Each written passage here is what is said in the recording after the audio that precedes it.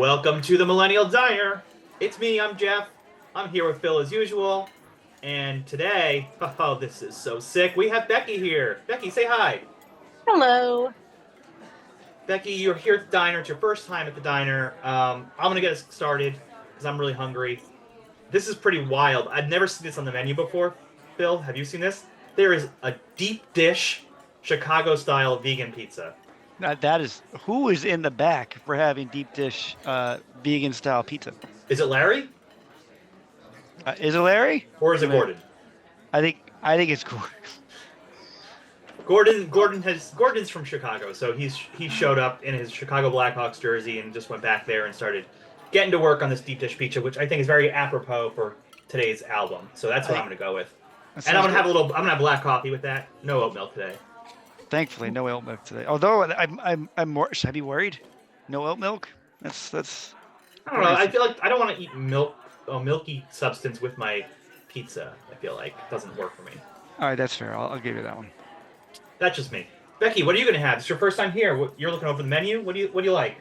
I don't even need to look at the menu. If I go to a diner, I am getting chicken fingers, side of coleslaw, extra crispy fries, ranch dressing, and a milkshake. Vanilla. Done. Well done. That is a solid standard diner order. Easy peasy, ready to go. Always. And all the kind of things you can get at the diner that are always are going to be good no matter where you go. If you can't get that at a diner, it's not a diner. It's not. It is not. Phil? That's a very fair statement. Yes, it is. I think today I'm Phil, gonna. this is a diner. Don't forget. So yeah, right. Yeah. No, it's a diner. I got anything you want in the world, they pretty much have.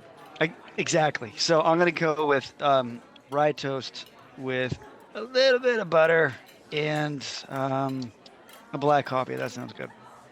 All right. Well, A marble rye, a dark rye. What are we looking at? It's just rye, normal rye, not a marble rye. Okay. yeah. If they had a marble rye, would you spring for it? Maybe. I mean, it's in the rye family. I mean, it. Yeah, I might go for that. Maybe a marble. Maybe a seeded. Maybe not a seedless. Yeah, you know. Although I'm not a fan of the seeded ones. Although I think I mostly will eat it because I don't like the seeds. Wow. Well, yeah. Well, I consider this a victory that you would change up the type of rye bread for your toast this time. So Yeah. put that in the win column for me. That's progress. Yeah, exactly. So Bekki, we're here at the Millennial Diner. We're going to talk about, I think, one of the cornerstone albums of the early aughts in the pop punk emo world. We're going to be talking about "Take This to Your Grave" by the band Fall Out Boy. But before we start doing that, we'd like to hear a little bit about you and your relationship with the scene. How you got into it? How you like? What were your beginnings to this whole world? I would say.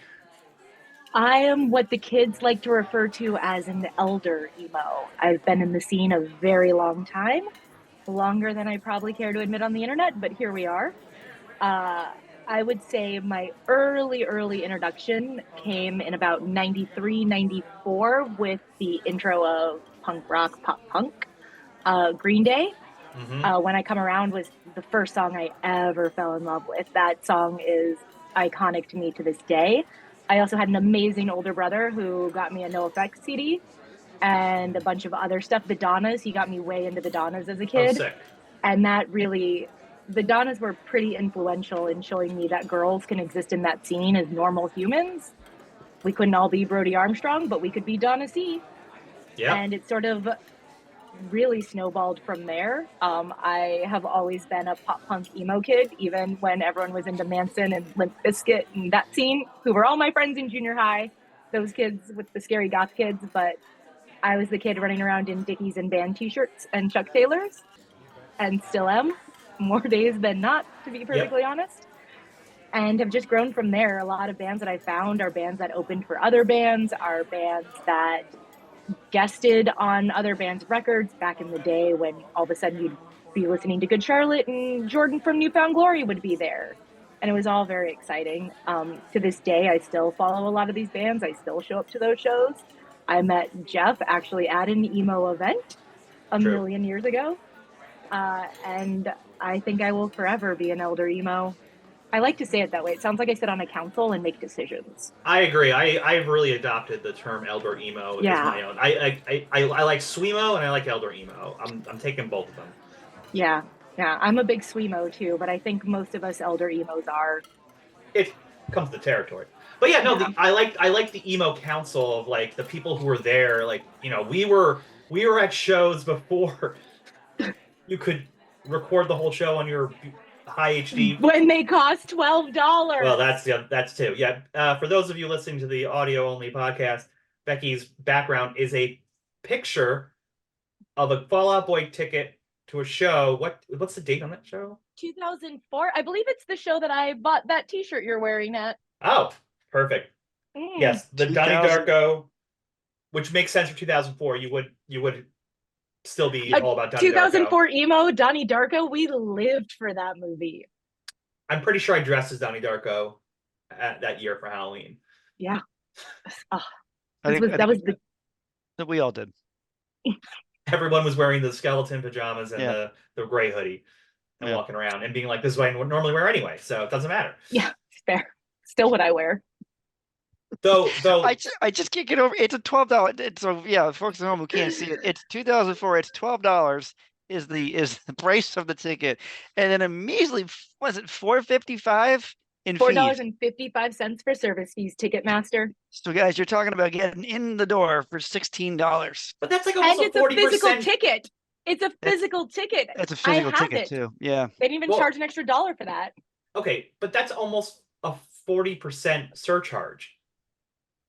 It's true. That's- And we were that's unhappy true. about it at the time. Yeah, that's Yeah. crazy. Well, God, my goodness. Okay. Yeah. I'm glad Well- we've all embraced Elder Emo as a title. I also like Council of Elder Emo. I like that too. I think we should do that. no, I think so. I think we should all meet and decide who is worthy and who is not, you know. The fate of emo every day. I like it. Olivia Rodrigo comes to the altar and says, "Can I be emo?" We have to we'll consider it. Let's see the next album. Yeah. She's getting there. Yeah, for sure. Oh yeah. All right, so that's kind of where your start is. So once you're in Yeah. the scene, tell us where you were started going to shows and what that was like, and who were some of the bands you saw the most in this early 2000s era. Yeah. So I started really heavily going to shows with Warped Tour 2001. That Yep. was the faithful year Sugar Cult opened Warped Tour. Yeah, it was a big one for me. That was probably my first major set of shows without my parents. Ooh, I take that back. I actually went to that damn show in the year 2000 where the headliners were Papa Roach and Incubus Oh and wow. Orgy. Oh, The real blast of the past back into the late 90s, early 2000s. Linkin Park also were an early opener at that show. Wow. At the So very they're- beginning. But then Warped Tour 2001, I also saw Green Day that year for the Yep. Warning Tour. hmm And that sort of snowballed into that was the only thing I did in high school. You can ask any of my friends. I've never seen The Matrix. I've never seen any of the Batman movies. I didn't go to movies. I went to concerts. I went to the laser tag place and saw Limit Point and never heard of it, and all of these bands that don't exist anymore. My best friends in high school were the members of Sugar Cult. I emailed them more than I talked to anyone in school. Tried to get them to go to prom with me and everything. I skipped my senior prom to go sell merch for a band called The Heartless, a Oh, local emo band. that's a good name for a local emo Good band. name. Yeah. And that was just my whole life up until pretty much law school. Law school changed it a little bit, but up until then, I didn't have much of a social life if it didn't involve a concert. Oh, but you know what? And- You make friends there, right? You make your show Yeah. friends, and yeah.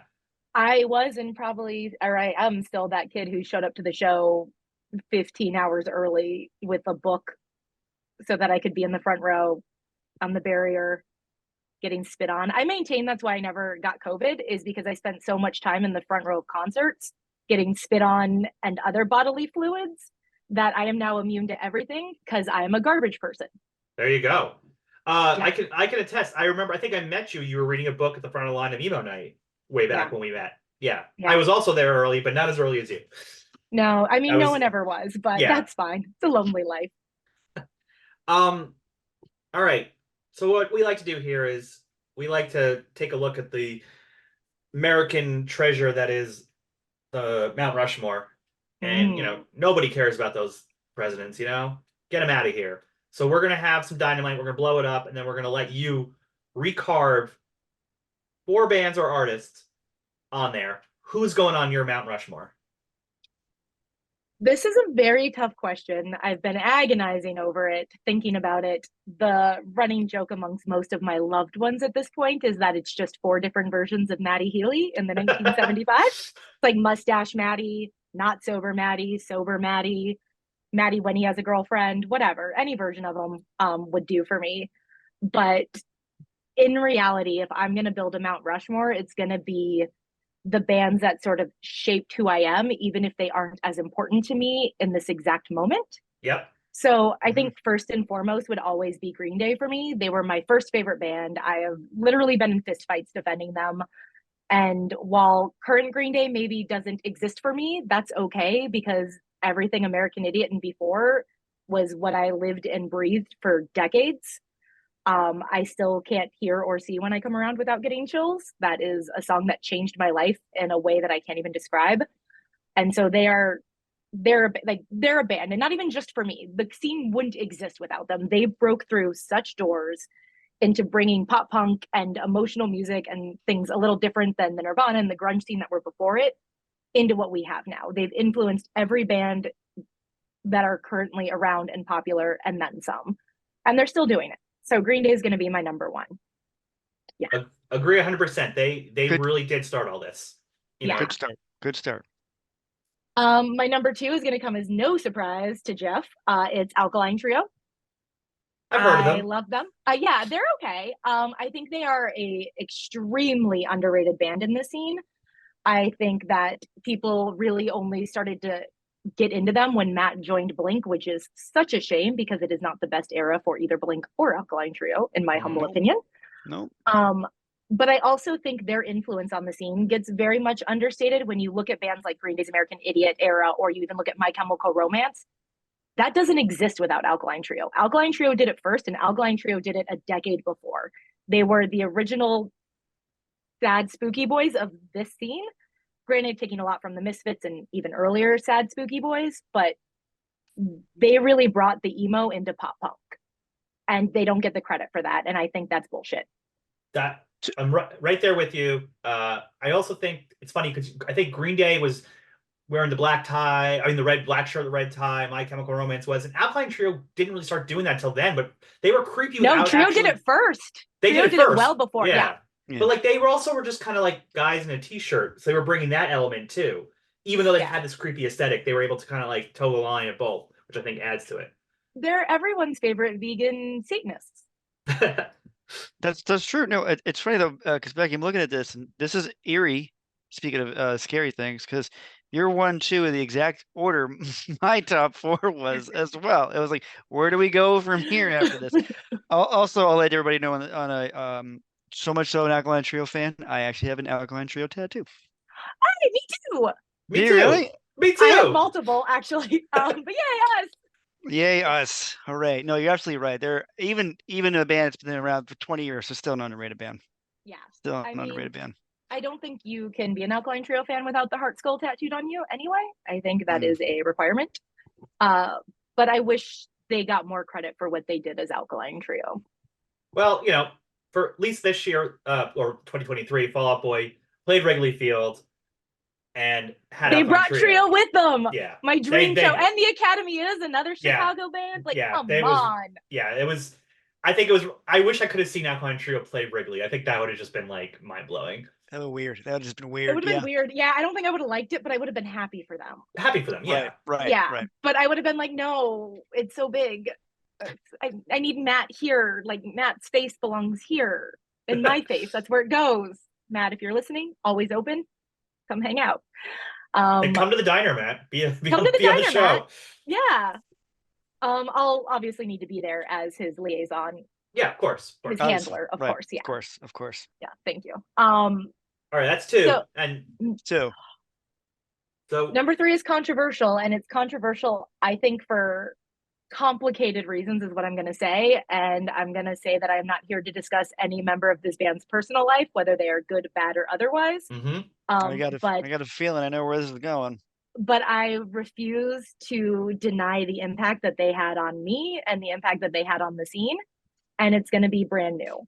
Mm-hmm. It's been 7 years, so I think we can mention them again out loud. I think that there was a lot that happened between when the allegations occurred and where brand new is or was when they came public and where everyone in that band is now. But besides that, every album brand new put out has been revolutionary. They don't sound like anyone else. They do emo music and pop punk music in a way that is so personal to them and in a way that is so almost loving and inspirational. I refuse to take that away from myself. I saw them what ended up being, I think, their last headlining show in Georgia, and it was absolutely the most beautiful show I've ever seen with the most beautiful audience I'd ever been with.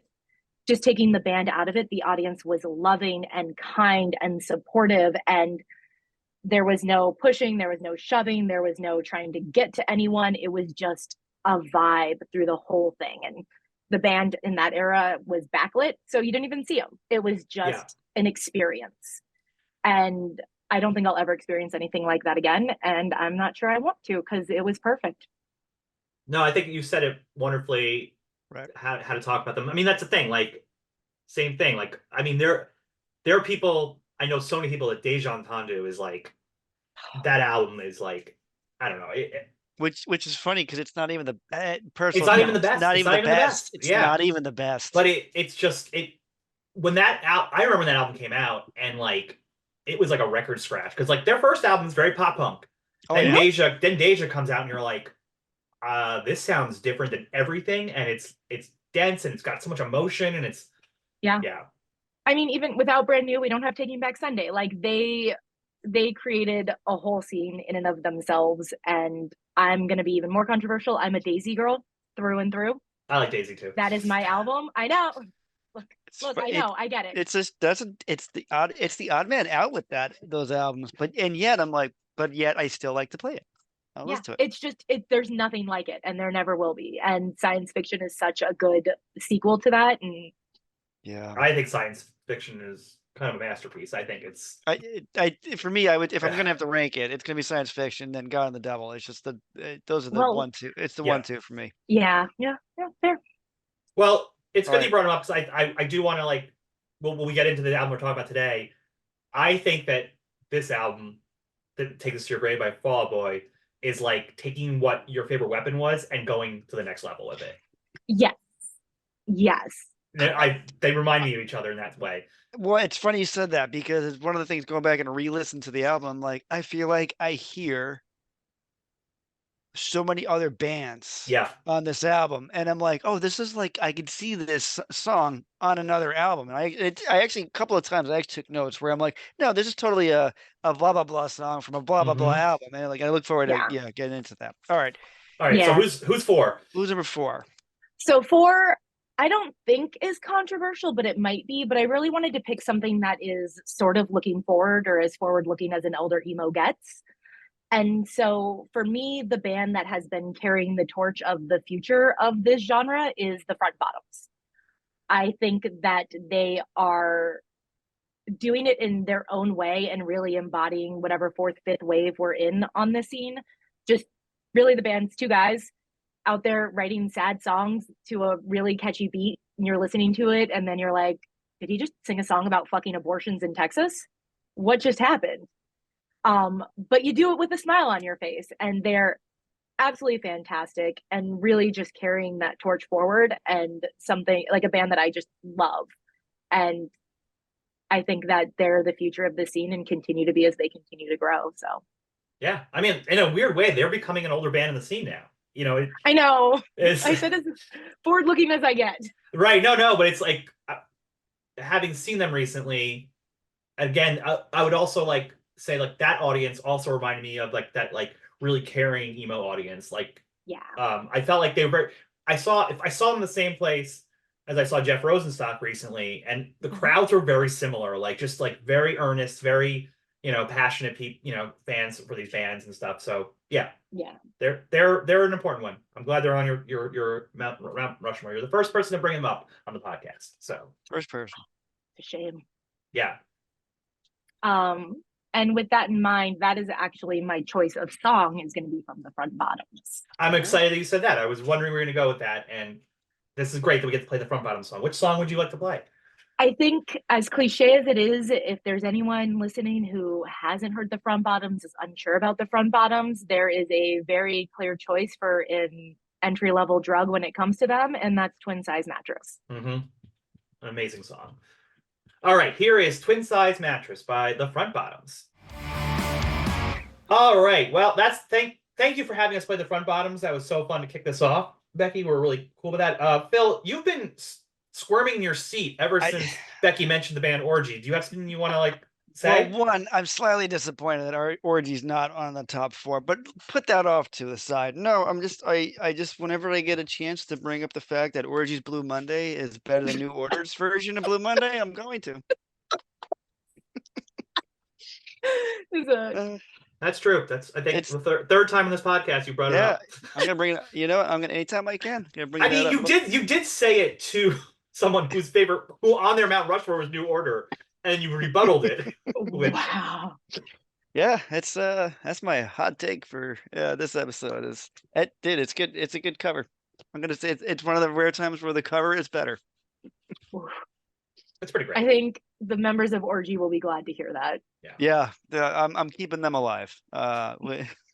Someone's got to. Someone's got to. It's gonna be me, I guess.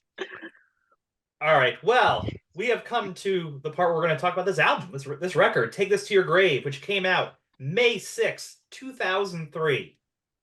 That is, if you're looking at the calendar, that was 21 years ago almost.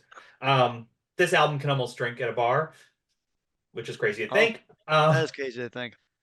It was put out by Fueled by Ramen Records, which was a Florida-based indie label, but they had a deal with Island, and they were I'm not really sure how this worked, but they got signed to Fueled by Ramen with the plan to have the next album on Island. So they were pretty high on this band when they signed them.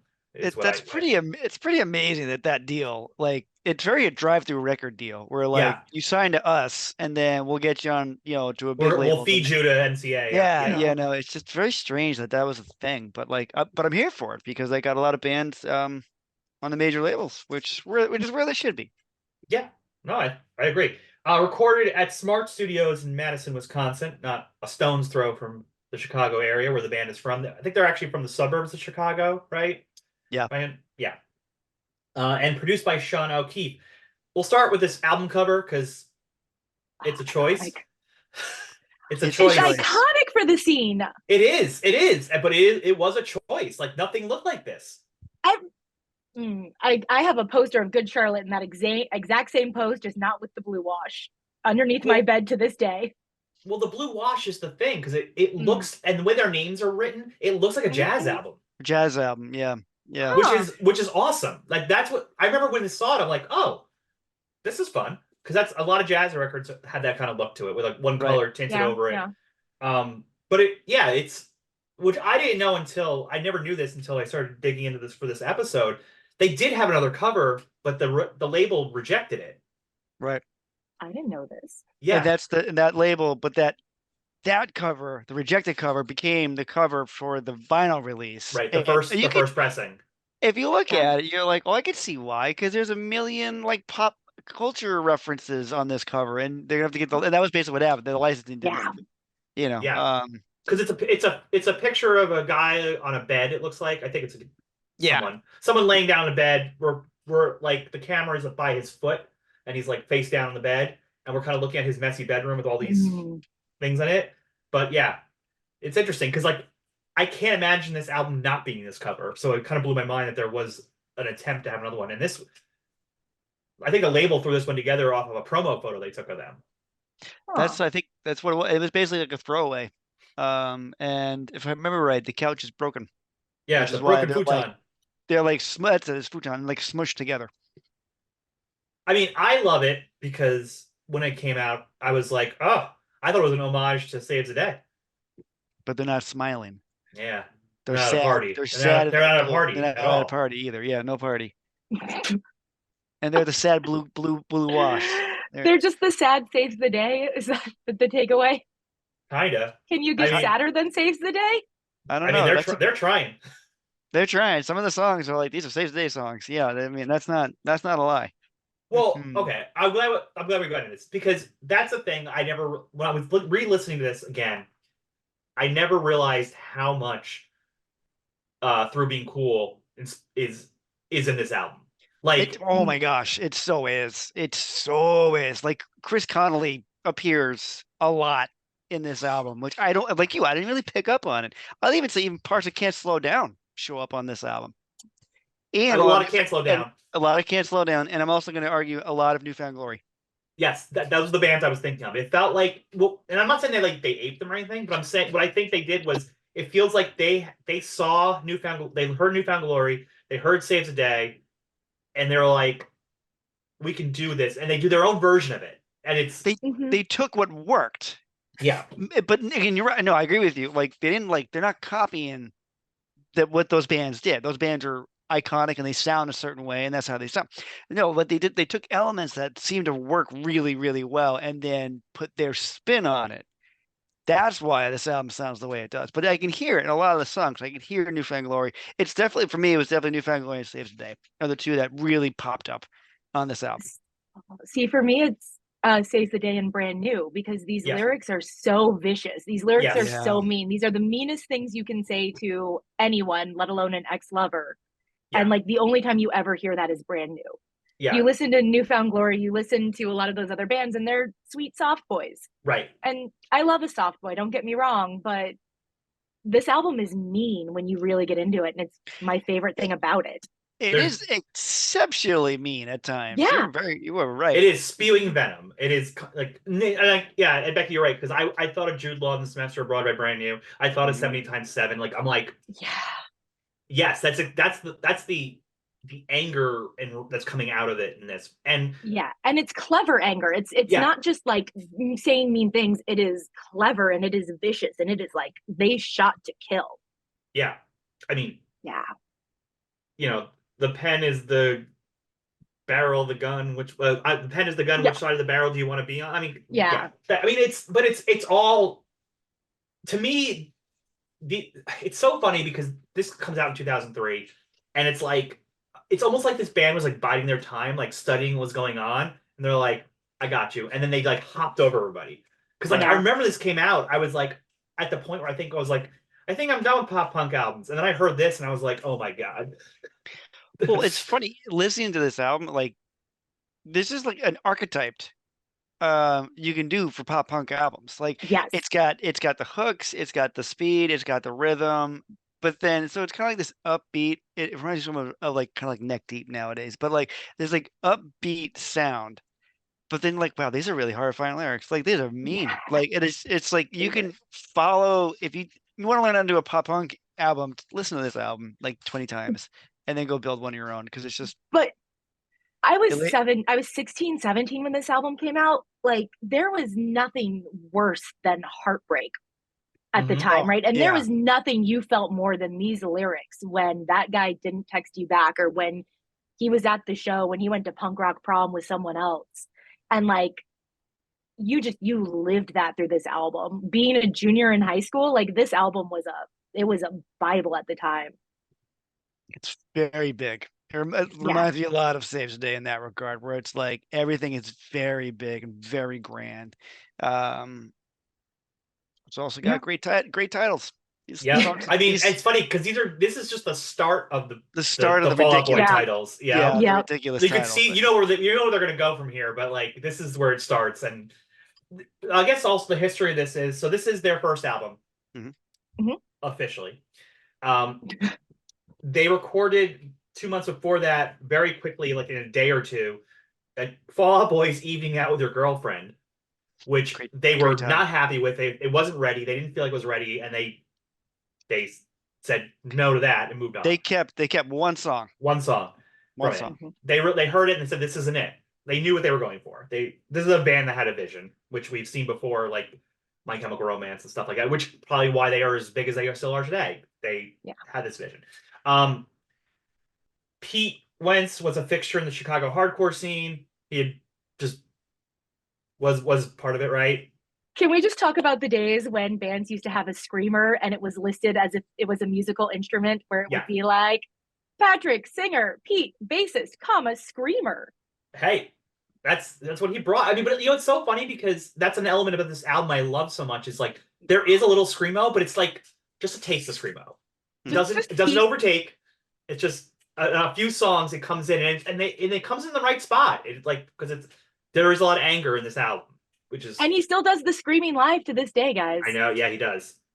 Well, yeah, we'll get in when we get to Saturday. We'll talk about all that. But yeah. So Pete Wentz was in hardcore bands, and him and Joe Troman decided they wanted to do something a little different. They wanted to do something more fun, and they got Patrick Stump in the band, and didn't realize Patrick Stump was the voice of an angel until he started singing, and they're like, oh, this is different. And then they got Andy Hurley in there on the drums. And what I think is incredible, even though they did have a hiatus for a few years between Folie à Deux and Save Rock and Roll, here we are 21 years later, it's the same lineup, which rarely ever happens, I feel like. Rarely. Right. So they made this album, and it kicks off, which happens a lot in Fall Out Boy, and it's the first song to do it.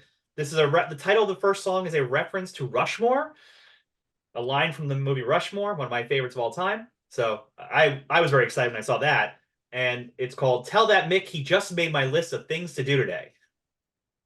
Not tomorrow. Today. Already, the title is already fighting words. I mean, yeah, it's coming right out of the gate like that. You just it sounds really bad. I don't think I want to be on this list. I'm gonna tell you that. Well, it's talking about breakup, but it probably has my favorite lyric of any Fall Out Boy song ever. Which one is it? Right in the chorus. Let's play this game called "When You Catch Fire, I Wouldn't Piss to Put You Out." Oh my God, is that angry? It's not even just angry. It's petty, and I'm here for that kind of pettiness. That's amazing.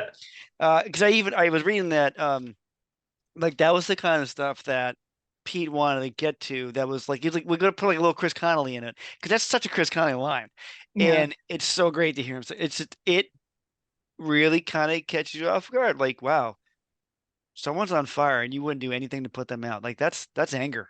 I mean, even the beginning of the song, that opening, the first one, light that smoke, that one for giving up on me, and one just because they'll kill you sooner than my expectations. I mean, oh my gosh, like that's what I would argue that you could go back before the lyrics or the song even kicks in. The whole album starts with someone being hung up on and then a dial tone. Like that is the most iconic way to start this type of album. You're absolutely right. It sets the tone. It sets the mood. It shows that this is a concept album from the very beginning. Yeah. That's both. I like that statement out of the gate with that it's a concept album because there's a lot going. There's a lot going on. Well, it fits the archetype a lot of the song, the angry. It's a heartbreak. It's a heartbreak album. The whole album is heartbreak. The whole album is. Yeah, and it's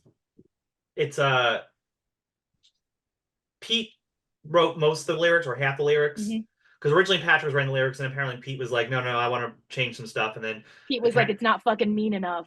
Yeah, and I guess Patrick is more the music guy, and then this is where they kind of formed their writing relationship, which went forward, where it became Patrick writes the music off Pete's lyrics, but starts in here. And I always heard back in the day that this was Pete kind of exercising. There you go. There's an exorcism. Exercising a failed romance that hurt him pretty much, and that's kind of like what it feels like is the story of this album. I mean, is there anything more painful than teenage heartbreak? Do you ever really get over that?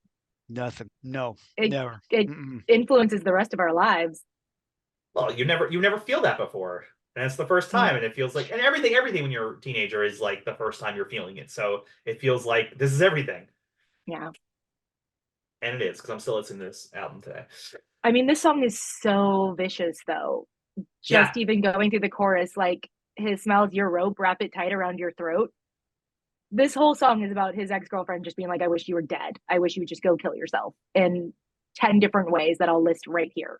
Vicious. It's just Vicious. because like I hope you choke on those words, that kiss, that bottle. Like that's three different things that you could choke Yeah. on. Like getting really drunk, having a relationship with someone you probably maybe shouldn't have after that, Yeah. and then Well, choking. I mean, yeah, Breaking Hearts has never looked so cool as when you wrap your car around that tree. your yeah, makeup right. looks so good next to his teeth. Like, wow. Like Oh, that's more vicious than have a couple drinks, drive yourself home, hope there's ice on all the road. You know what I mean? Like it's even more yeah. vicious than that. Y'all know she's heard this album. Whoever this is about, she knows. The Oh rest yeah. of us may not, but she does. You know, Oh, what? I like to think of this person as one of the girls in the song Skater Boy who said "See you later, boy," and now he's on rocking on MTV. Mm-hmm. It's a real life Skater Boy situation here with Pete Wentz.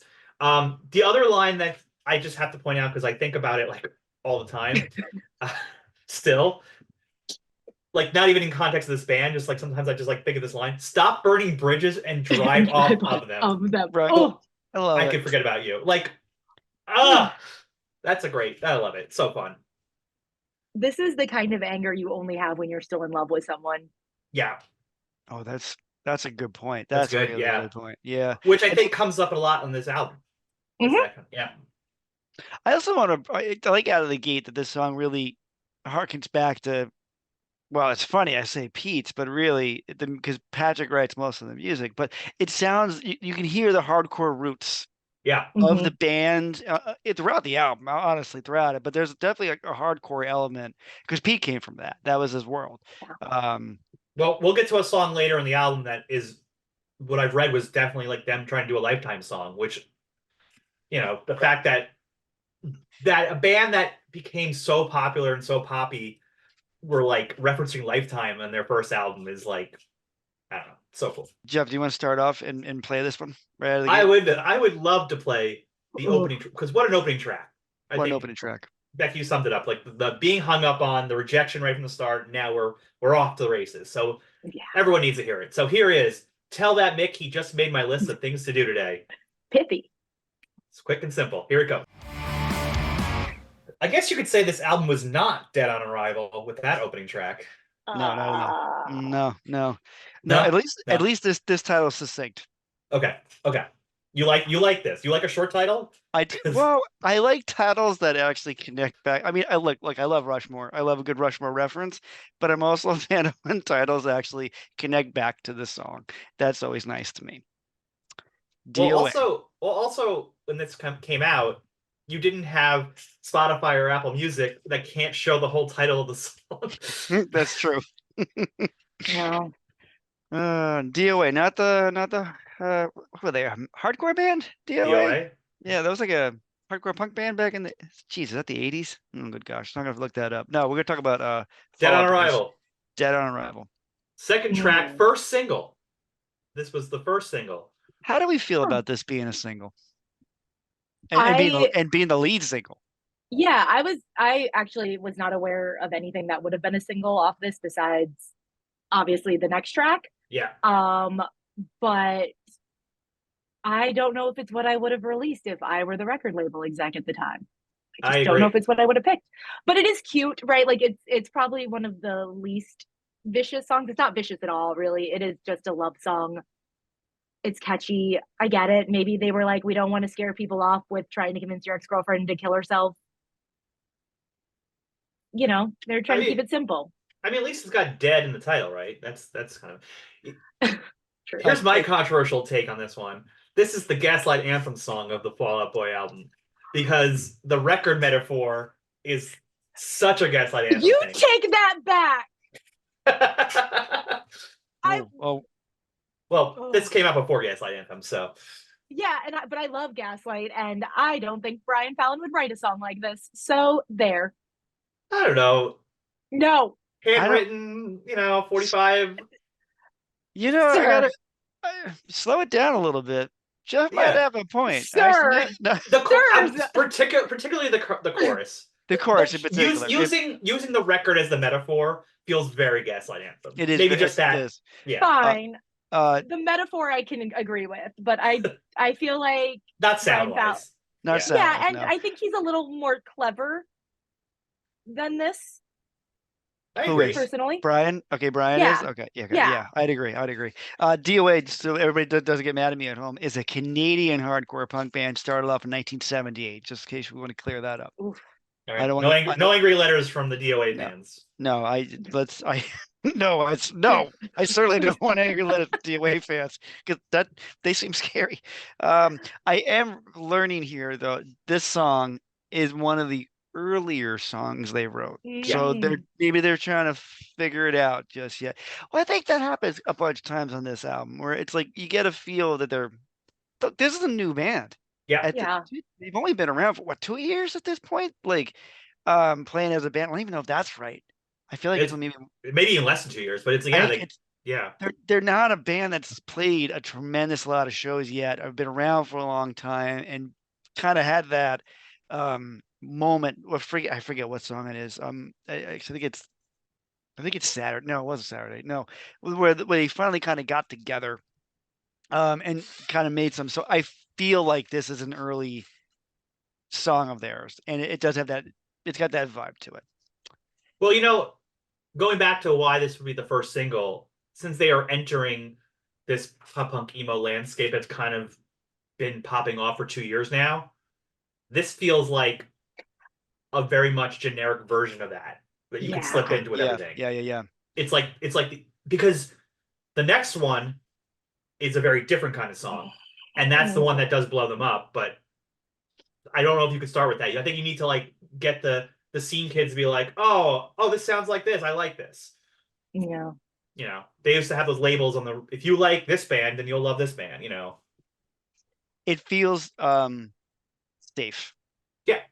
Yes. In a lot of because look at the contrast in the lyric. I mean, there's not a lot. It's not the deepest. There's not a lot going here, but it's not as angry or as vicious. I like the word vicious. I use that for the last song. I'm gonna use it again here. That isn't here in this. It's like Jeff. I think what you said. It's really spot on. It feels like they were like, here's a pop punk song. We'll just dip our toe in the scene with this one, and we'll see how it goes. I mean, it feels like the song the record label picked. Yeah, that's a good point. Definitely. Well, also, I would say the other thing we have to keep in mind is at this time, and Bekki, you can speak to this because you were there. Your ticket says you were there. I remember seeing them around early 2004 first time, and the way they performed, it was so caustic and out of control. They were spinning around with their guitars and basses. And this song, I feel like, is built for that kind of experience.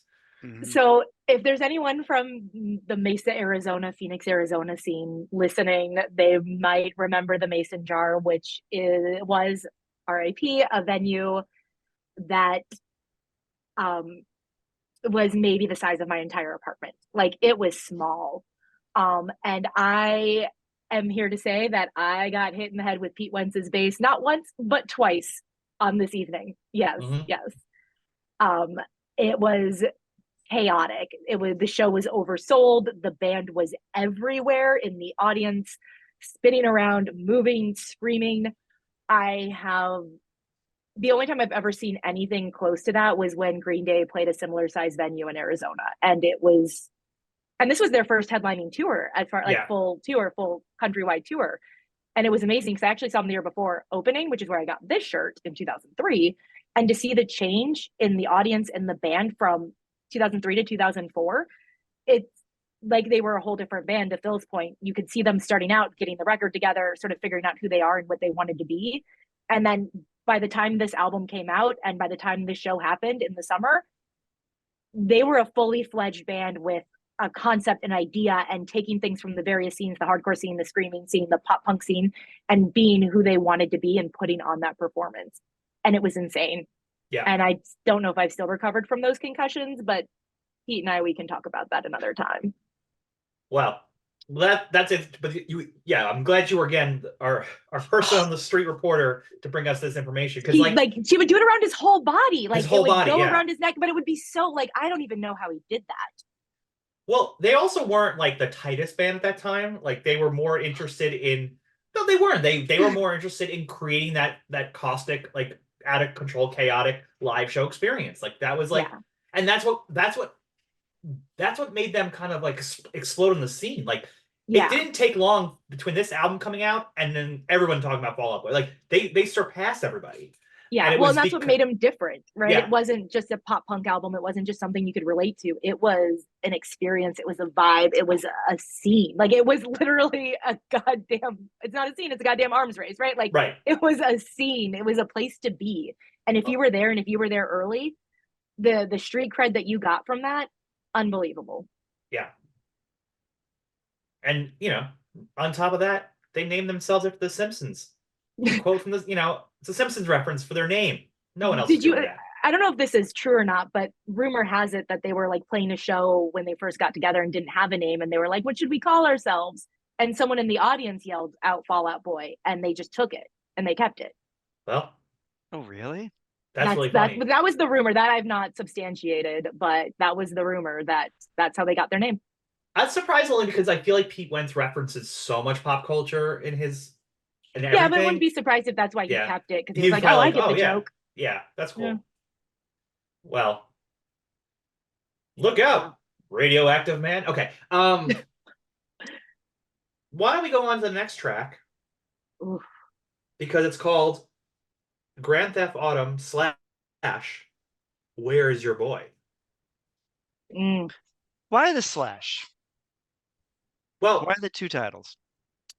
I'm gonna guess it was called Grand Theft Autumn, and the record label said, "Put in Where Is Your Boy?" Because you often see like there's other examples of this. I'm blanking on them now, but like they'll Good get in. riddance. Time of your life. There it is. Yeah, Yeah, exactly. okay. Yeah. Because it's the record label saying you want people to recognize a word, a line from this song to know it's this They can song. find it, And so they you can know, find Grand it. Theft Autumn is a phenomenal title. It really is.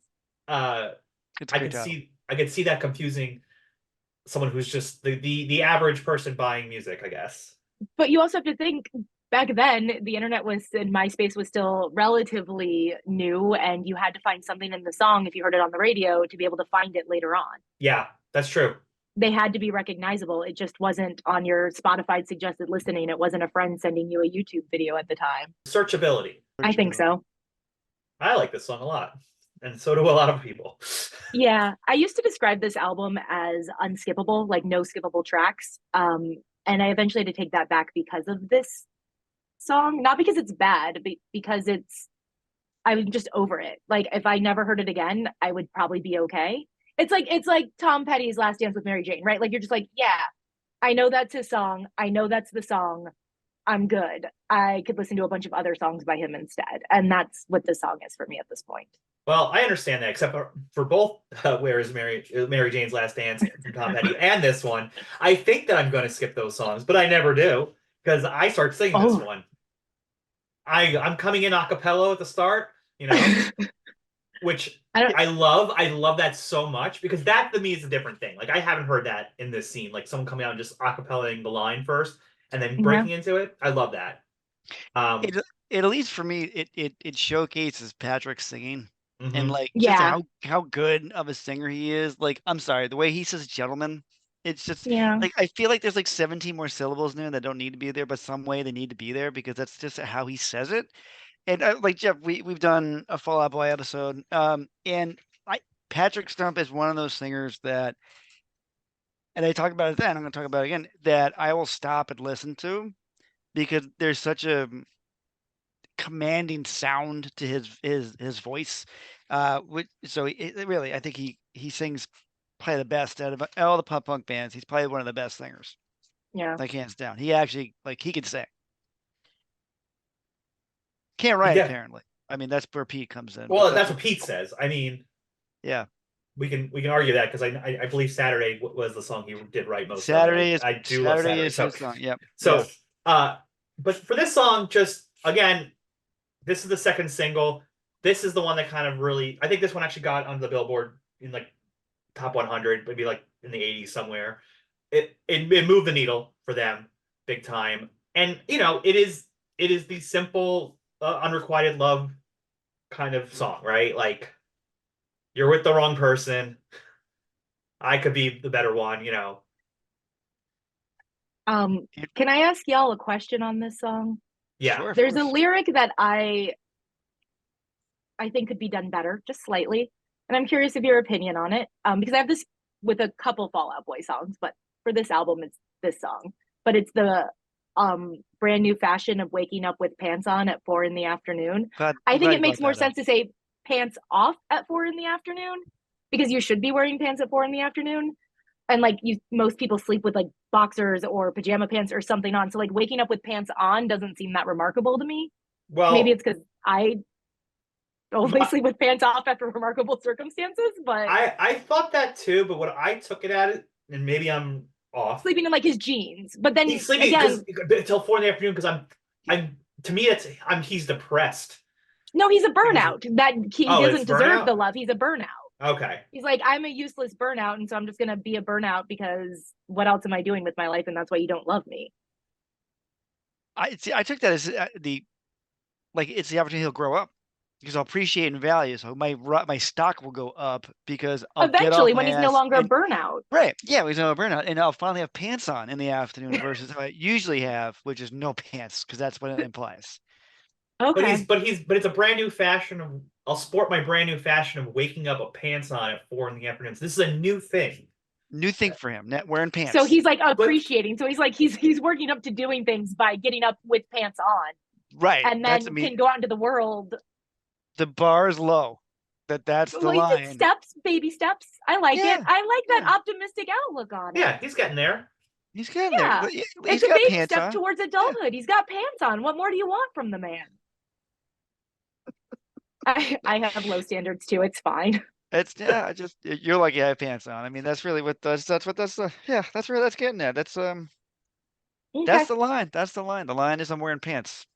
You know what? I'm going to take that optimistic outlook into 2024 and run with it. Thank you. Yeah. We should all celebrate the small victories like waking up with pants on at 4 in the afternoon. That's gonna be 'Cause- my thing for 2024. Yeah. Yeah. Yeah, Because at least I'm wearing pants. yeah. It's huge. Let's hope you can stick with that. Well, it is I New mean, Hampshire. It does get kind of cold. I can't wear Yeah. shorts all the That's what time. I'm Yeah. saying. I'll be concerned for you. Uh oh my gosh, Pepper is snoring so loud behind me. That's gonna be on the podcast. Anyway, uh let's play Grand Theft Autumn slash Where is Your Boy? And we can play it tonight and hope he's a gentleman. Here it goes. Well, we're on to track 4 here. We're cruising to everyone's favorite day of the week. I don't know if that's true. I'm making assumptions. But the song is called Saturday. Actually, I will say Saturday's probably everybody. Nope, can't say that word. It's everybody's favorite day of the week because you didn't have to. Well, theoretically, you didn't have to work, Well, yeah, but people do work on Saturday. but some people do work. So I work Monday through Friday when I'm not teaching. So I'll just go my normal job. I'm Monday to Friday. Friday I have worked, but I don't have work the next day. Saturday I don't have work, and I don't have work the next day. Sunday I don't work, but I have work the next day. Hence, Saturday is the best day. All right, because it's the one day you don't have to think about going to work the next day. Exactly, and I didn't work. And you didn't work, right? Because Friday would also, yeah. Okay. Right. Well, I don't know if this song is actually about any of that. No, I don't think that the song is about any of that. No, I don't think so at all. Uh, Supposedly though, this is the one song that Patrick wrote. All most other of songs. it. Most of it. I Most of think, it. Most of it. yeah, I think Pete did come in and Pete do. and I get it. Pete did the bridge, right? No, or he does. Oh, no. Pete comes in. This is the first time Pete screams on the album, on the bridge, which I really, again, I appreciate how it builds to that. I don't know why I love this song so much, but I just do. It's always been one of the standouts on the album to me.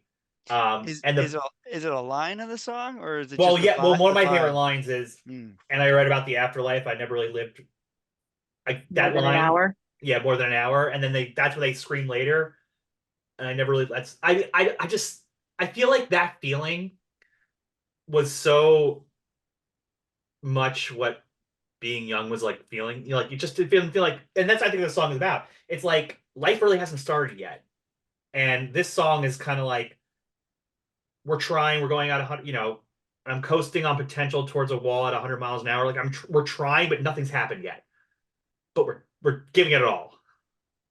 I also think the vast majority of teenagers, 16 to 19-year-olds can really relate to the idea of coasting at a wall, like coasting on potential at 100 miles an hour towards a wall where it's like your entire life is right there. You are about to turn 18. You are going to go to college and you need to figure out what you're going to do for the rest of your life and make that decision. And everything seems like it is a forever decision that has to be made. And you are fighting what you want to do. You are fighting what your parents want to do. You are fighting what your teachers are telling you to do. And maybe this is like my very much suburbia kid coming out and my own dysfunction, and my own like lawyer dysfunction coming out. But it's this idea of like, you have so much potential. You have the whole world put in front of you. You are the first generation that like college is a given. And there is, the economy, we're coming out of like the Reagan economics and everything is, we're on a housing bubble and everything is just handed to you. And what are you going to do with it? And you're, celebrating waking up with pants on. And you don't know what, throwback. And it's just that like feeling of like, if I make the wrong decision or if I don't do what they want me to do, like I am just have to go 100 miles an hour and I'm just headed towards a wall because none of it interests me.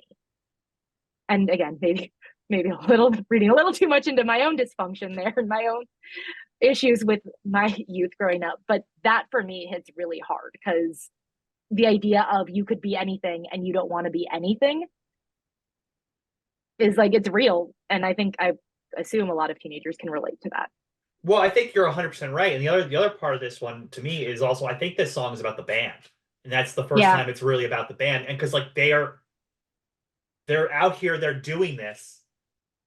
What's gonna happen? And it's really interesting.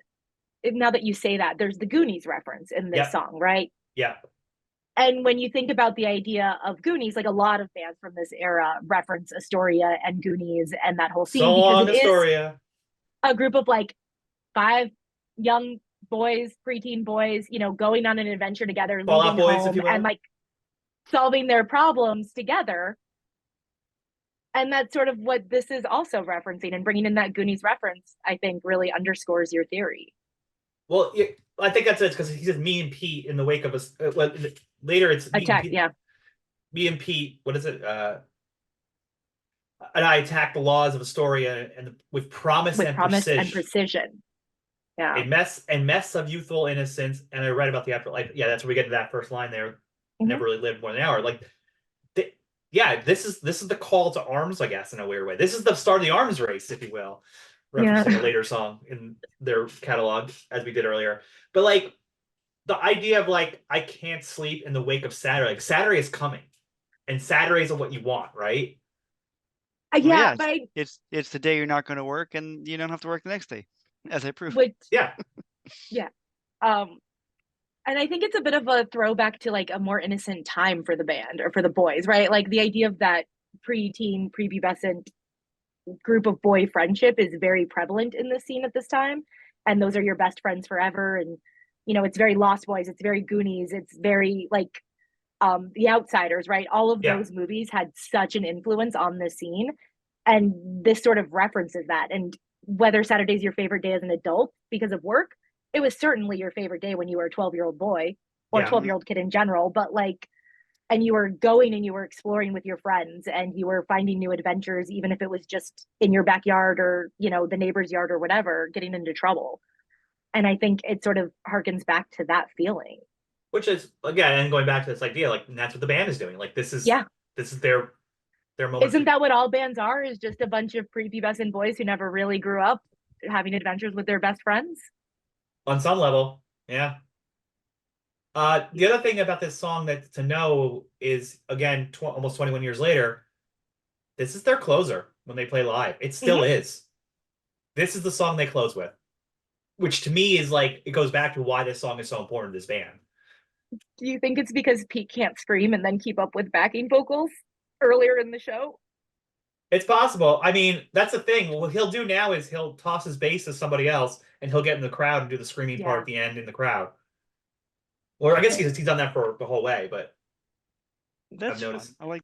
Usually Yeah. he would just toss. He used to just toss his base into the crowd at people. Right. That's Yeah. what's changed. Now he sends it to attack. Yeah. Yeah. But yeah. It is. It's funny though because I feel like this isn't a closed song. You Mhm. It's know, the like screaming. It's the harken back yeah, to the screaming. It's the yeah. nostalgia. It's he does it for the elder emos. Yeah. I mean, I It, was. Oh, sorry. Go ahead. I was gonna say the song is all nostalgia. The more we talk about it, the more I think about it. It is a harkening back to not only this era and the screaming, but harkening back to that prepubescent finding adventures with your friends. Not a lot of oversight from your parents because we were all latchkey kids in the 90s. Oh goodness. I mean, yeah, we would Saturday game and I grew up on a street with 9 boys. And so yeah, Saturday came and I was out the door and you don't know where I went all day, mom and Yeah. dad. You have no idea. My little BMX got me pretty far away. To the point where I was like, shit, I better get home. Lucky if you showed up for dinner. Yeah, like oh, the lights are getting dark. Oh, the street lights are coming on. It's time to get home for dinner. That was the rule. When the That was street the lights were rule. coming on, you had to Yeah. get home. That was what time you had to be home. It's time to get home. Yeah, the But I think that's why misadventures they we end had. it. I think that's why they end it like that. I think it is truly a really subtle, kind nod to the elder emos, and I love that. Well, the other emos, and I think on top of that, it's where they came from. Right. Like, Yeah. and they are still the Fallout Boys. Looking forward to Saturday. Yeah. They're still like maybe that's what it is. It's like we're still these kids, and that's where Yeah. the song comes from. Bill, can we play Saturday? We could play it any day you want. All right. Well, I don't know what today is because who knows when you're listening to this, but I hope it's Saturday so you can listen to Saturday on Saturday. Here is Saturday. Bill, when you were on your bike rides all Saturday and like riding miles from home into quarries and whatever it was you got into,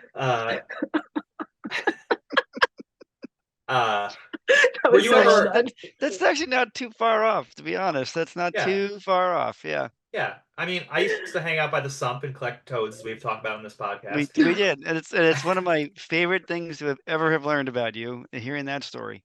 Anyway, were you ever homesick on these journeys? Oh God, no. I was like, let's keep going. And then it was more like, oh wait, I gotta get home. More like I was really getting in trouble more than missing home. But what if you were sent to space camp? Would you get homesick there?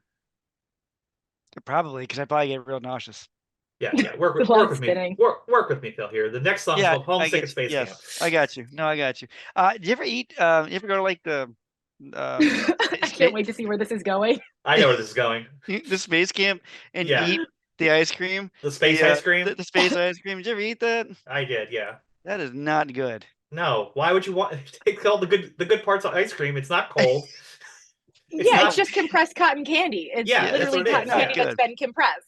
Yeah. No, it's not good whatsoever. No. I can see what. Cotton candy concentrate. And then there was the Dippin' Dots, which is another space kind of thing. And Dippin' Dots are very strange. I don't know if I understand Dippin' Dots. Well, maybe you should start your own podcast that explores Dippin' Dots at a later date. I feel like that's very controversial. I feel like I just don't get it. Like, what's the appeal? I don't know. All right, that's my next another hot take. That's your next venture. Yeah. Old man Phil doesn't like Dippin' Dots. That's okay. Are Dippin' Dots even a thing anymore? Like that's the other thing. Yeah, they are. Okay. Have you been to a baseball game, a theme park? That's the last place I remember seeing them at sporting events. I was wondering if they were like. I can't go to like my local Ralph's and go to the cold food section and get Dippin' Dots. I feel like. But that's why Dippin' Dots are special because you can't get them out and about. Right? You have to be somewhere. Your family had to take you somewhere. You had to go to the astronaut center in Florida or whatever it is. I was not a well-traveled kid. We didn't do a lot. But it's fine. You had to go to a ball game. You had to go somewhere. It was a treat. You couldn't just get it from the Kroger. I feel like we're opening a core memory for Bekki about Dippin' Dots. And it's really just an anger because I didn't get them. I didn't grow up with a lot. So the Dippin' Dots were like the goal, right? That was the dream. I got you now. Okay, so that's when you really felt alive, is when you were eating Dippin' Dots. I know I've made it when I can afford Dippin' Dots. So that's your Saturday is Dippin' Dots. Saturday, my Dippin' Dots are Saturday. That's it. That would have been great. Otter Pops were my Saturday. Now that I think about it, like an Otter Pop with Otter Pops. What's an Otter Pop? Oh, they're probably called something. Their regional name. There's like, the like tube of popsicle that is like all the different flavors and colors. There's like the pink one, which is the best one. Oh yeah, like the Yeah, the light ices. pink one. Yeah, Yeah, but but they're not. yeah. But Rocket they Pop? like they have a Why do regional I? name. No, Yeah. Rocket Pops are the red, white, and blue. Right. No, these are Right. like they're like frozen tubes. Yeah, of, like a frozen tube, and you had to cut off the top. Yeah, then you And if you didn't cut it off at the right angle, you would cut your mouth open. Those were like those were my Saturday, because we used to hang out in the garage. And growing up in Phoenix, where it's 110 in the summertime, and your parents threw you out in the garage on a Saturday, those Otter Pops were like life-saving. I don't know what they're called. I never heard of Otter Pop before, but I love that. But I had my friend, my friend Eric. You can't come over. Eric, just come over. I have a box of Otter Pops at my house as we speak, because I am a sad, nostalgic kid. No, I love it. I'd say my friend Eric's freezer was always filled with them. Like that was that's the only time I ever had them was when I went over to Eric's house. He always had them. They're like $10 for like a box of 150. Yeah, can't go wrong. They're like the poor kids like snack, and it was great. I like the blue ones. Anyway, speaking of blue, this album has a blue color on it, and we get to talk about this song called "Homesick at Space Camp." This is the first of like two, because the next song is kind of similar in the sense of like these are songs about trying to make connections with people who are far away. Yeah. And I feel like, you go. Go ahead.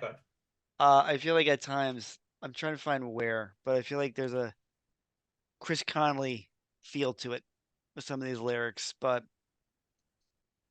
yeah, it's the last line. That tonight the headphones will deliver you the words that I can't say. What a great line! I like that line a lot. Well, yeah, because that's kind of like the whole thing of like, is it they're telling someone like we can't be here together, but like I'm still here. Yeah, and we can still be friends, whatever it's going to be. Because the other part is like these new friends are golden, which is, in my mind, it's like them saying like, I'm out here on the road, I'm making all these new friends, and they're gold too, but like we're still okay. That's how I feel about it. Now I remember why I said Chris Connolly line, because it's my smile is an open wound without you. Oh yes, it's so over the top, like wonderfully, high school kid over the top feeling in that, because there's a lot of feeling and there's a lot of heart in that line. A lot of heart. Yeah. And my hands are tied to pages inked to bring you back. I mean, it's just drips with it. I love it. This is just a guy with a lot of feelings towards all the people in his life.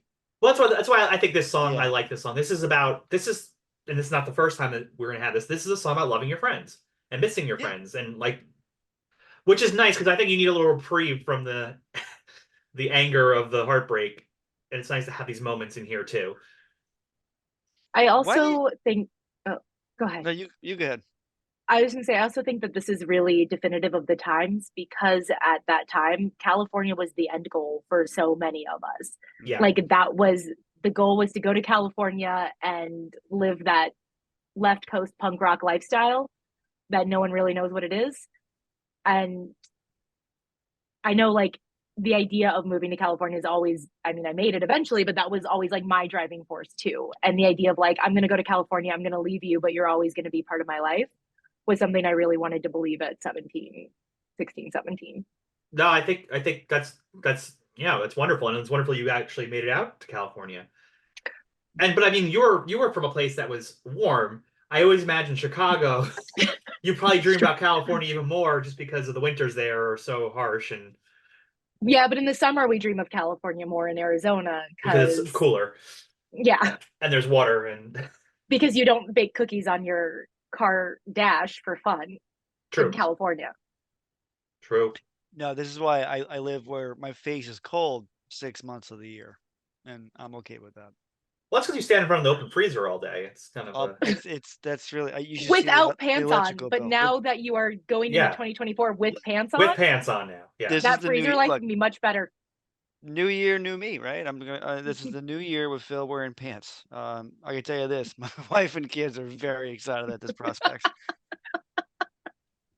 Kids are gonna stop saying, "Please send me to space camp so I can get away from Dad in his shorts." I know, ironically, a fair enough number of men who wear like shorts all year round, and I'm like, I don't understand. Like, it's like 2 degrees out right now. Like, you don't win at being cold. Look, maybe there are. Would you ever jump to a polar bear club and jump in the freezing cold water? No, No. why? I'm not proving anything. No. Mm-mm. Okay, last question. Anybody ever know anyone who went to space camp? Because I feel like it's a thing from TV shows. Was it a real thing? It's a real thing. I know that, but I've never known anybody because I feel like you had to be like stupid rich to go to You have space to, camp. right? Yeah. Right. I But it's just not looked it in up. space. It's like you're at like a rocket facility or something, right? Yeah. Yeah, I looked it up, and for 1 week, it's like $1,700. Oh my god. So it exists still? It does. I just looked it up. They're still going. We know what the boys are doing next summer, guys. Jeff, do you want to go to space camp together? No, Phil, you come out to LA, we'll break into SpaceX down here and we'll just have our own SpaceX Space camp. Interesting. Yeah. We'll take it down from the inside. Oh, that sounds like a good idea. I like that. I like that. Yeah, and then we could send postcards from prison. I'm Jeff, not responding to any of this in case Elon Musk listens to this podcast, because you never know with that guy, and I just don't want to be associated with any of that. That's fair. That's fair. Well, There was a space camp in California, Jeff, but it closed in 2002. just missed it. Just missed it. In Mountain So did View. this album. Yeah. Oh, that's right. Maybe Pete like stumbled upon it because 2002. Maybe he like ran by it. I bet it's one of Maybe those. that's why he had to ground all his dreams of seeing California, because space camp closed. That's it. That's where I think we nailed it.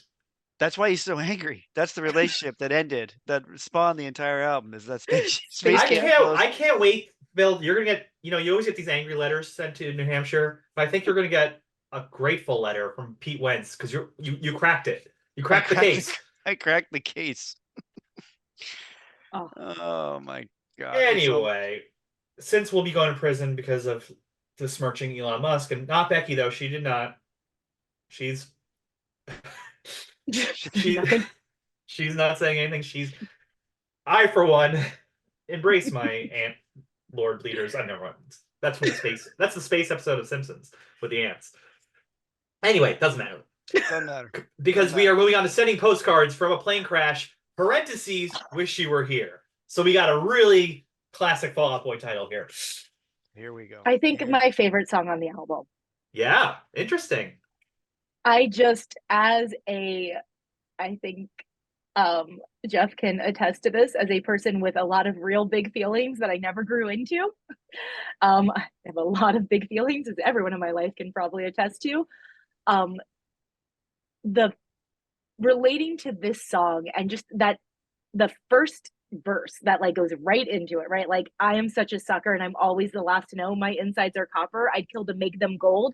Conversation got me here. Another night alone in the city. So make my bed the grave and shovel the dirt onto my sheets. Like, that is a perfect verse.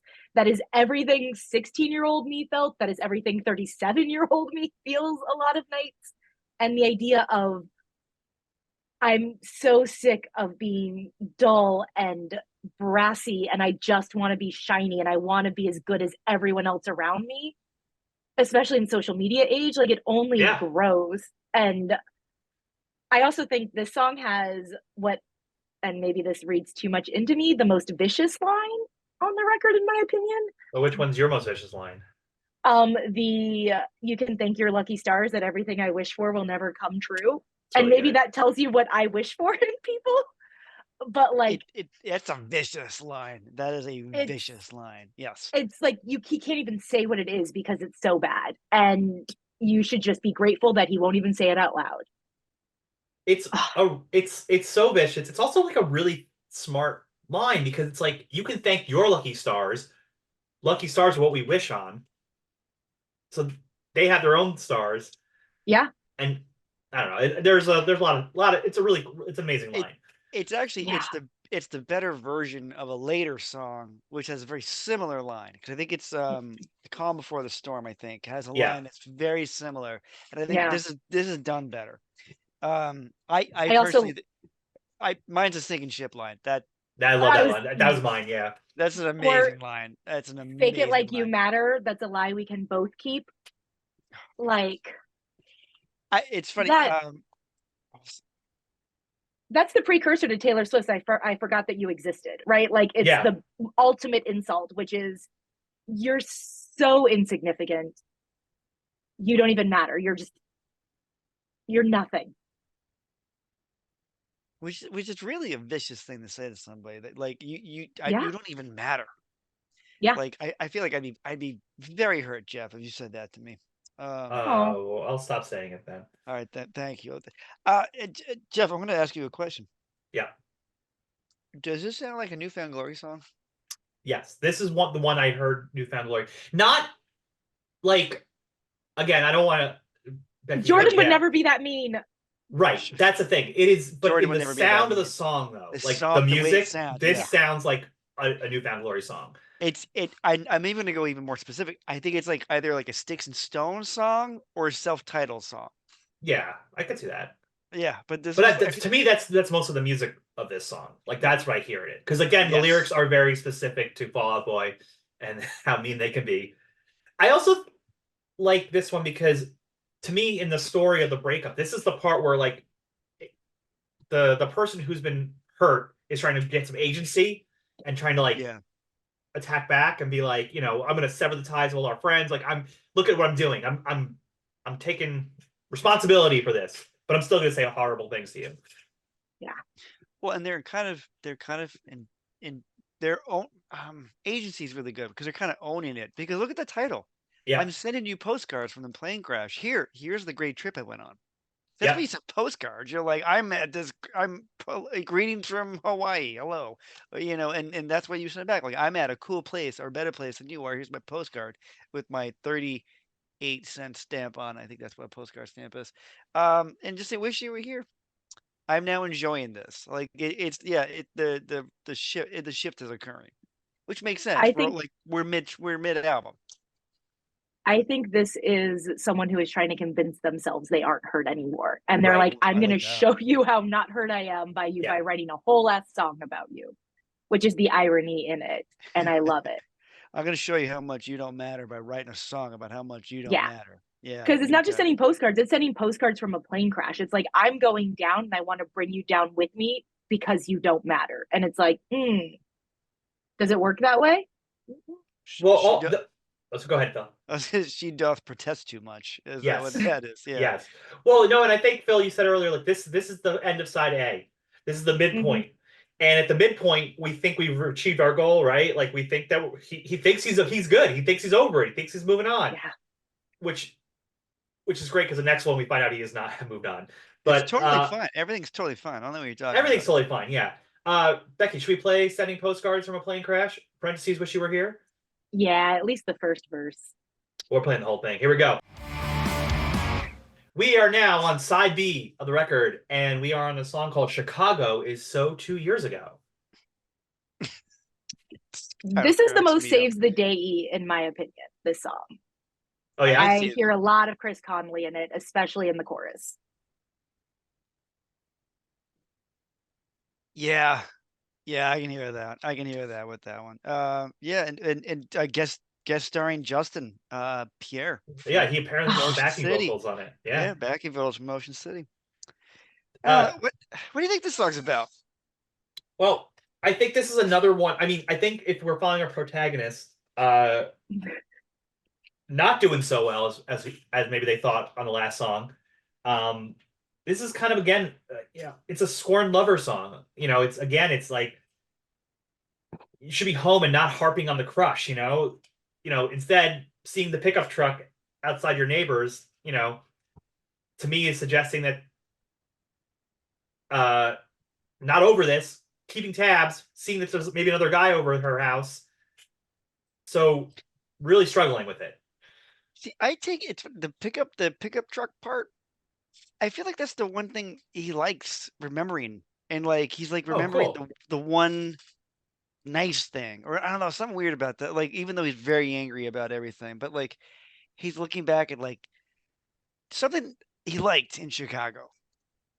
I think this is a scorned lover who still misses that person.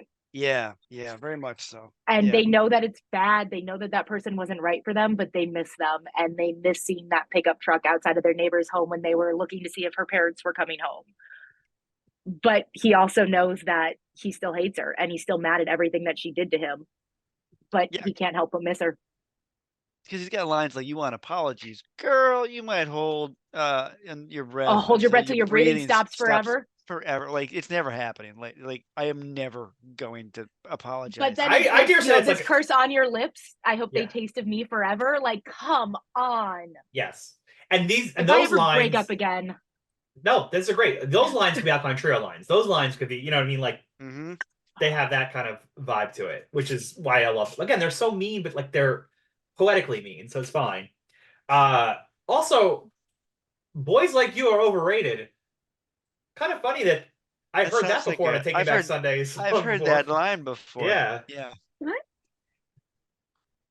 what's really interesting is if you look at the lyrics on, well, it's like quoted, right? They do it as a Yeah. quote too.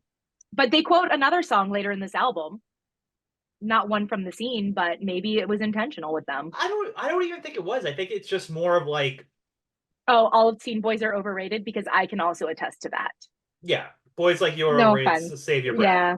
Yeah, like Mm, because that's her saying that to him, right? At that point. mm-hmm.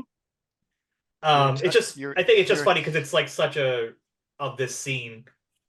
A lot of boys are overrated. Well, and even the next line right after is very Taking Back Sunday, brand new Long Island boys, loaded words and loaded friends are loaded guns to our heads. Like, Yeah, yeah. That's yeah. I feel like that's a very that's Long Island line. maybe Pete had a show on Long Island when it's one of his hardcore bands and picked that up.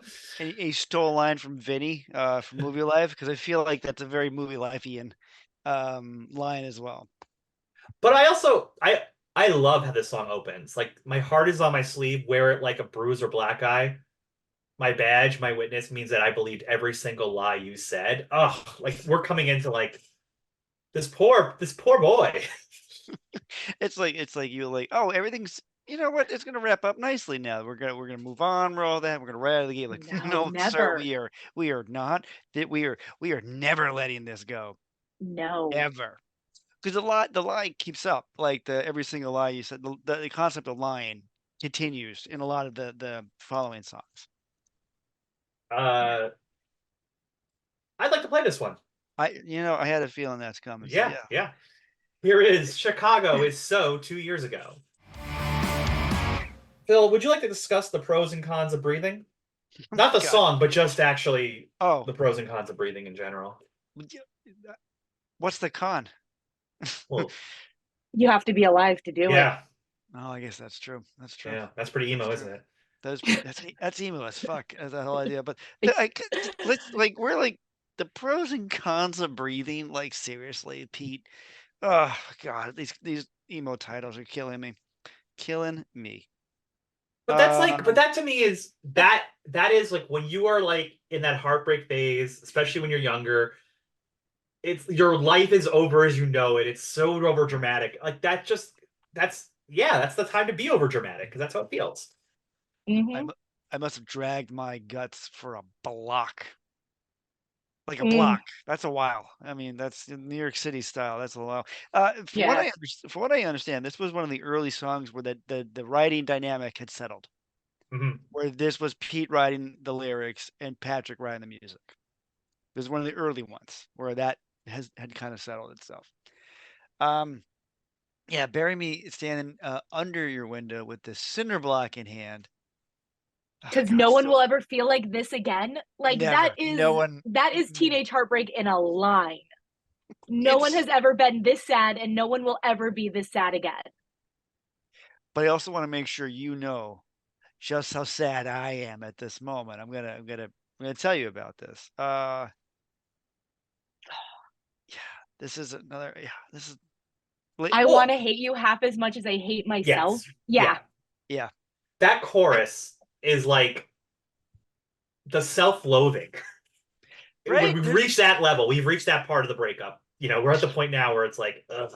but also some power because the next line after that is know that I could crush you with my voice.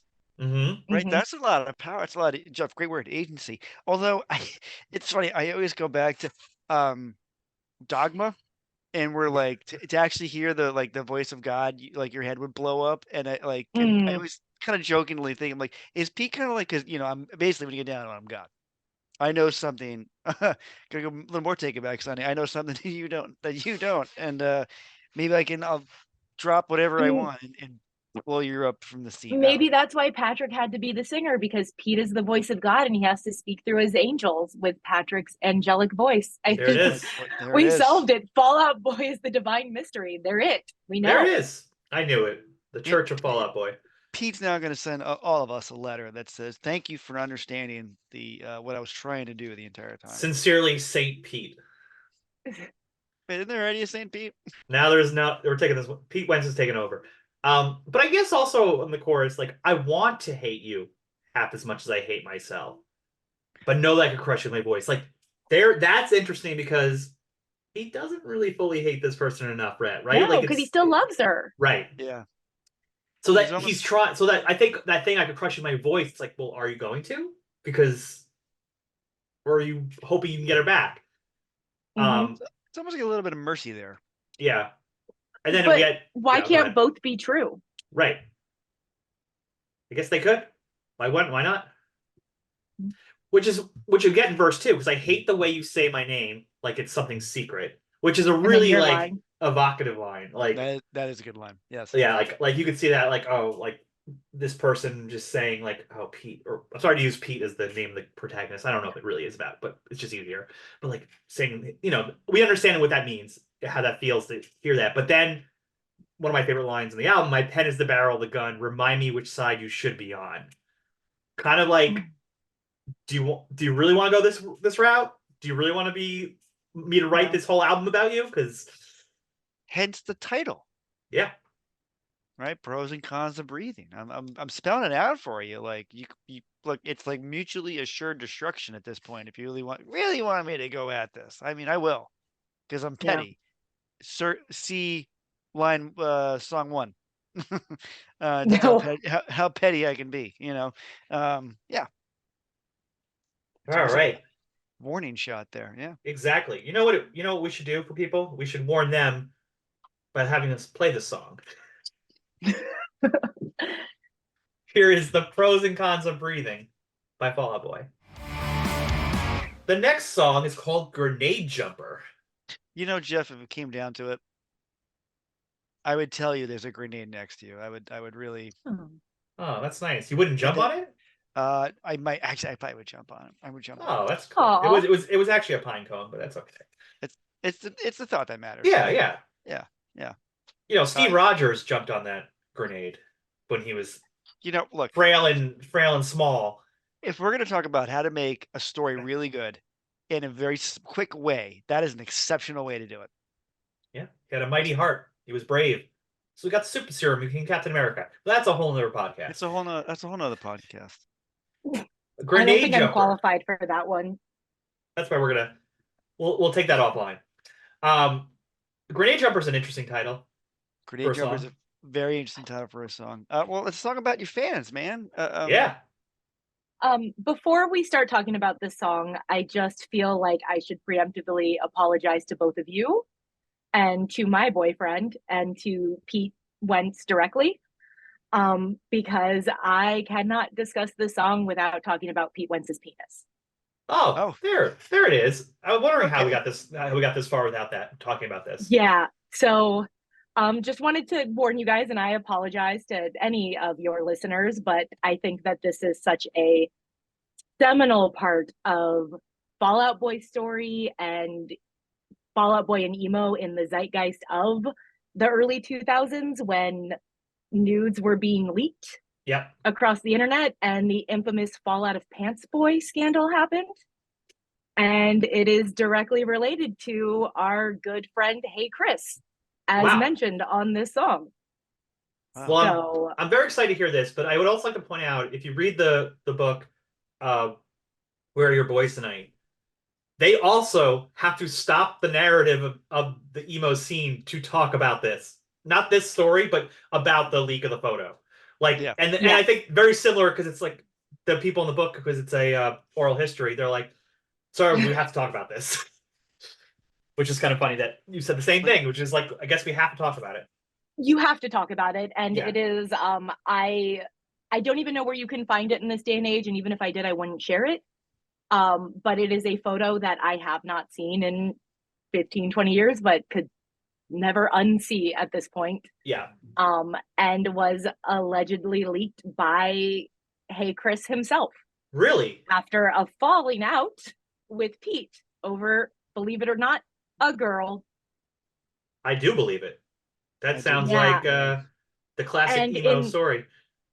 in the most obvious of early 2000 ways, their falling out was done very publicly via LiveJournal and Tumblr, and started typical.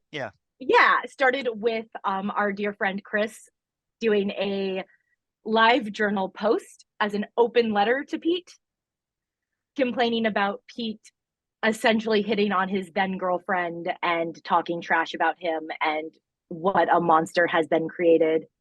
Pete then responded via Tumblr about how Chris shouldn't be going after the fans and how he'd be there to talk, and you have his cell phone number, so just give him a call, and he doesn't want to do it this way. There's also there's actually a My Chemical Romance piece to this that I am not going to dig into here. We can take it offline, but it is not my place or anyone's place on this podcast to speculate about anyone's sexuality during this, but so anyone who's going to try and call me out in the comments for not bringing that up, I am aware, but we are not doing it because that is not the right place to do it, and we're just focusing on the dick pic. Yes, which was allegedly sent to Chris's girlfriend, and that is how Chris got his hands on it and then released it to the public. And I don't have either of you seen it? Mm-mm. I don't think so. It's not like it's like 85% of the way out. It's Right. it's not a full dick pic. It's just a majority of a dick pic. And it's not a bad pic. It's nothing to be ashamed of. Pete. No. I think I recall seeing a blurred out version of it many years ago. Because doesn't he have like that tattoo of like the decadence tattoo, the heart with bat wings, whatever, right above? Yeah. Okay, so and it's a very mirror selfie. It's very classic for the time. Did he take it on a sidekick? Because that was like his thing for a while, right? Didn't everyone have a sidekick? Yes, I wanted one because of Pete Wentz and Veronica Mars, to be fair. Fair, yeah. I believe it was taken on a sidekick, but it's hard to tell because there was a flash, I believe, blocking out the phone because early 2000s. But I cannot hear this song and without thinking about the deterioration of their friendship, which led into revenge porn. Yeah, that's intense because on the song alone. The song is, Phil, you said it earlier, this is a thank you to the fans song. The fans who were there from the beginning. And literally the chorus is, hey, Chris, you are our only friend. And I know this is belated, but we love you back. Like finally like telling like you were, because what I imagine is like you were there when we played the first show with like 4 people. You were there. When we played the show with 3 people, you were there. When you played the show with 6 people, you were there. Like that's what I imagine. Because I know for me, I was friends with people in bands. I went to all their shows, and I would do it because like, it was fun, but like you're the first people, especially a band that gets this huge, that first group of people who believed in them is what kind of got the wind in the sails, right? Right. I think Chris even roadied for them for quite a few years. And his social handles for a long time were, hey, Chris. That's wild. Wow. That's making money out of a song, basically. Notoriety. How about that? Notoriety. Then, hey, Chris. And if you were curious, Jeff, Chris also has a Bart skull tattoo on his butt. What's the name of it? What's the tattoo called? A Bart skull. The clandestine logo is a Bart skull. A Bart skull? Bart, B-A-R-T, like Simpson. Bart Simpson. Bart It's skull. a Bart. Oh, okay. I was wondering what that was called. That's a thing. Okay, so he has one too. Yeah. Mm-hmm. Never get matching tattoos with anyone, guys. That's the lesson, because they aren't above leaking your nudes. Well, if there was ever advice that we could give on this podcast, I think that's. But also, don't leak people's nudes. That's not. Yeah, cool. Don't do that at all. Yeah, don't do that at all. No, don't. Yeah. in any way. That's not a good thing. No, that's Mm-mm, not a good look. No. mm-mm. No.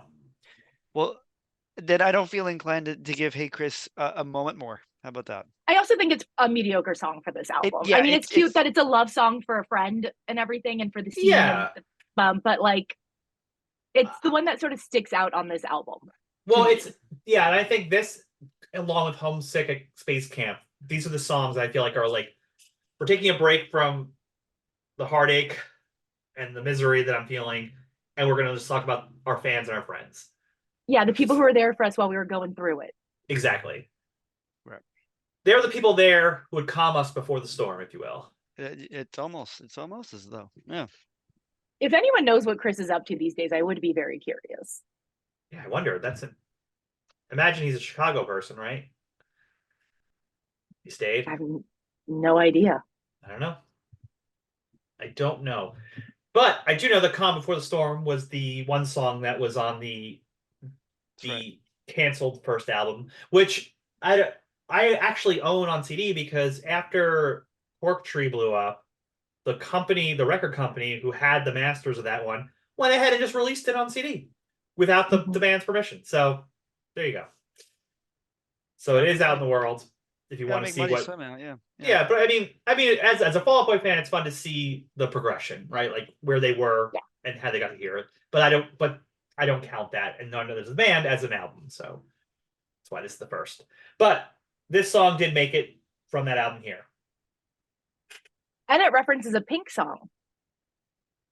Which part's the Pink song reference? Oh, let's get the party There's a started. song on the radio song that says, "Let's get this party started." Yeah. Again, it's just something that dates this album Yeah. in a really interesting way to me. Also because it just Pete's love of pop, like pop music, pop culture, and all that. Yeah, this is And the that one song was everywhere. everywhere. Yeah. This is the one where what you do on your own time's just fine. My imagination's much worse. I just never want to know.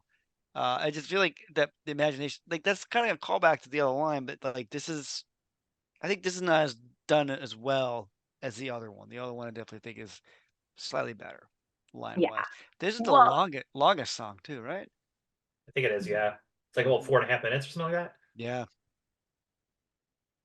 Well, it's funny because this is probably the oldest song they have on the album too. Mm. Right. And they were like, yeah, this is the one we're gonna bring over because I think this has the most potential to be like something big. But then I think they think it's more clever than it is, or thought it was more clever than it is at the time, because they were still figuring out who Fall Out Boy is. yeah. Yeah, it doesn't feel like them just yet. It feels like an early. It's like Dead on It, Arrival. It's a song that feels not fully fleshed out as a Fall Out Boy song. Not a bad song. It's just not a fully fleshed out Fall Out Boy song. Right. Well, even the line you talked about, the what you do in your own time is just fine. My imagining is much worse. I think that is a very Fall Out Boy line. But I feel like that's the only part of the song it's like, oh, classic Fall Out Boy. It feels like it's the seeds of a Fall Out Boy song. yeah, it's just not fully realized yet. Yeah, because even keeping on going, so what meant the world imploded, inflated, then demoted, all my oxygen to produce gas, suffocated my last chance. It's very it's the pieces are there. I think Yeah. this is a song where all the pieces are there, just hadn't fully gelled. It needs to go back in the oven and bake a little more at 400. Yeah.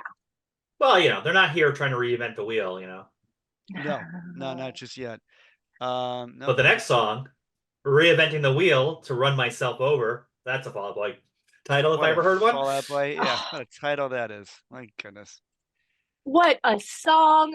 What a vibe. What Yes. for a 16 and a 17-year-old, 18-year-old, whatever, when you are in that age group and you are, again, going out into the world on your own and you have all these expectations put on you by people and you just want to go to bed without pants on. I this is another song that I probably at 37 relate to far too much than I should at 37. But I think these lyrics are a really good example of viciousness towards himself. Yeah. And this the is the expectations self-loathing. he's even. Yeah, this is like self-loathing in such a relatable way. Yeah, I mean it's the negative speak of your mind, like in a song form.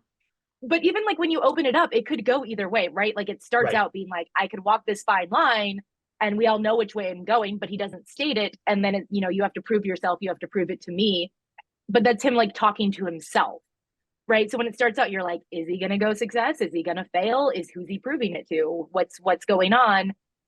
And then as it goes on, you're like, oh, he sees himself as a complete failure. And then down to the end, when it's like 18 going on extinct, Instinct, yeah, or 18 failure going in on extinction. everything, 18 Yeah. going on extinct. Come on.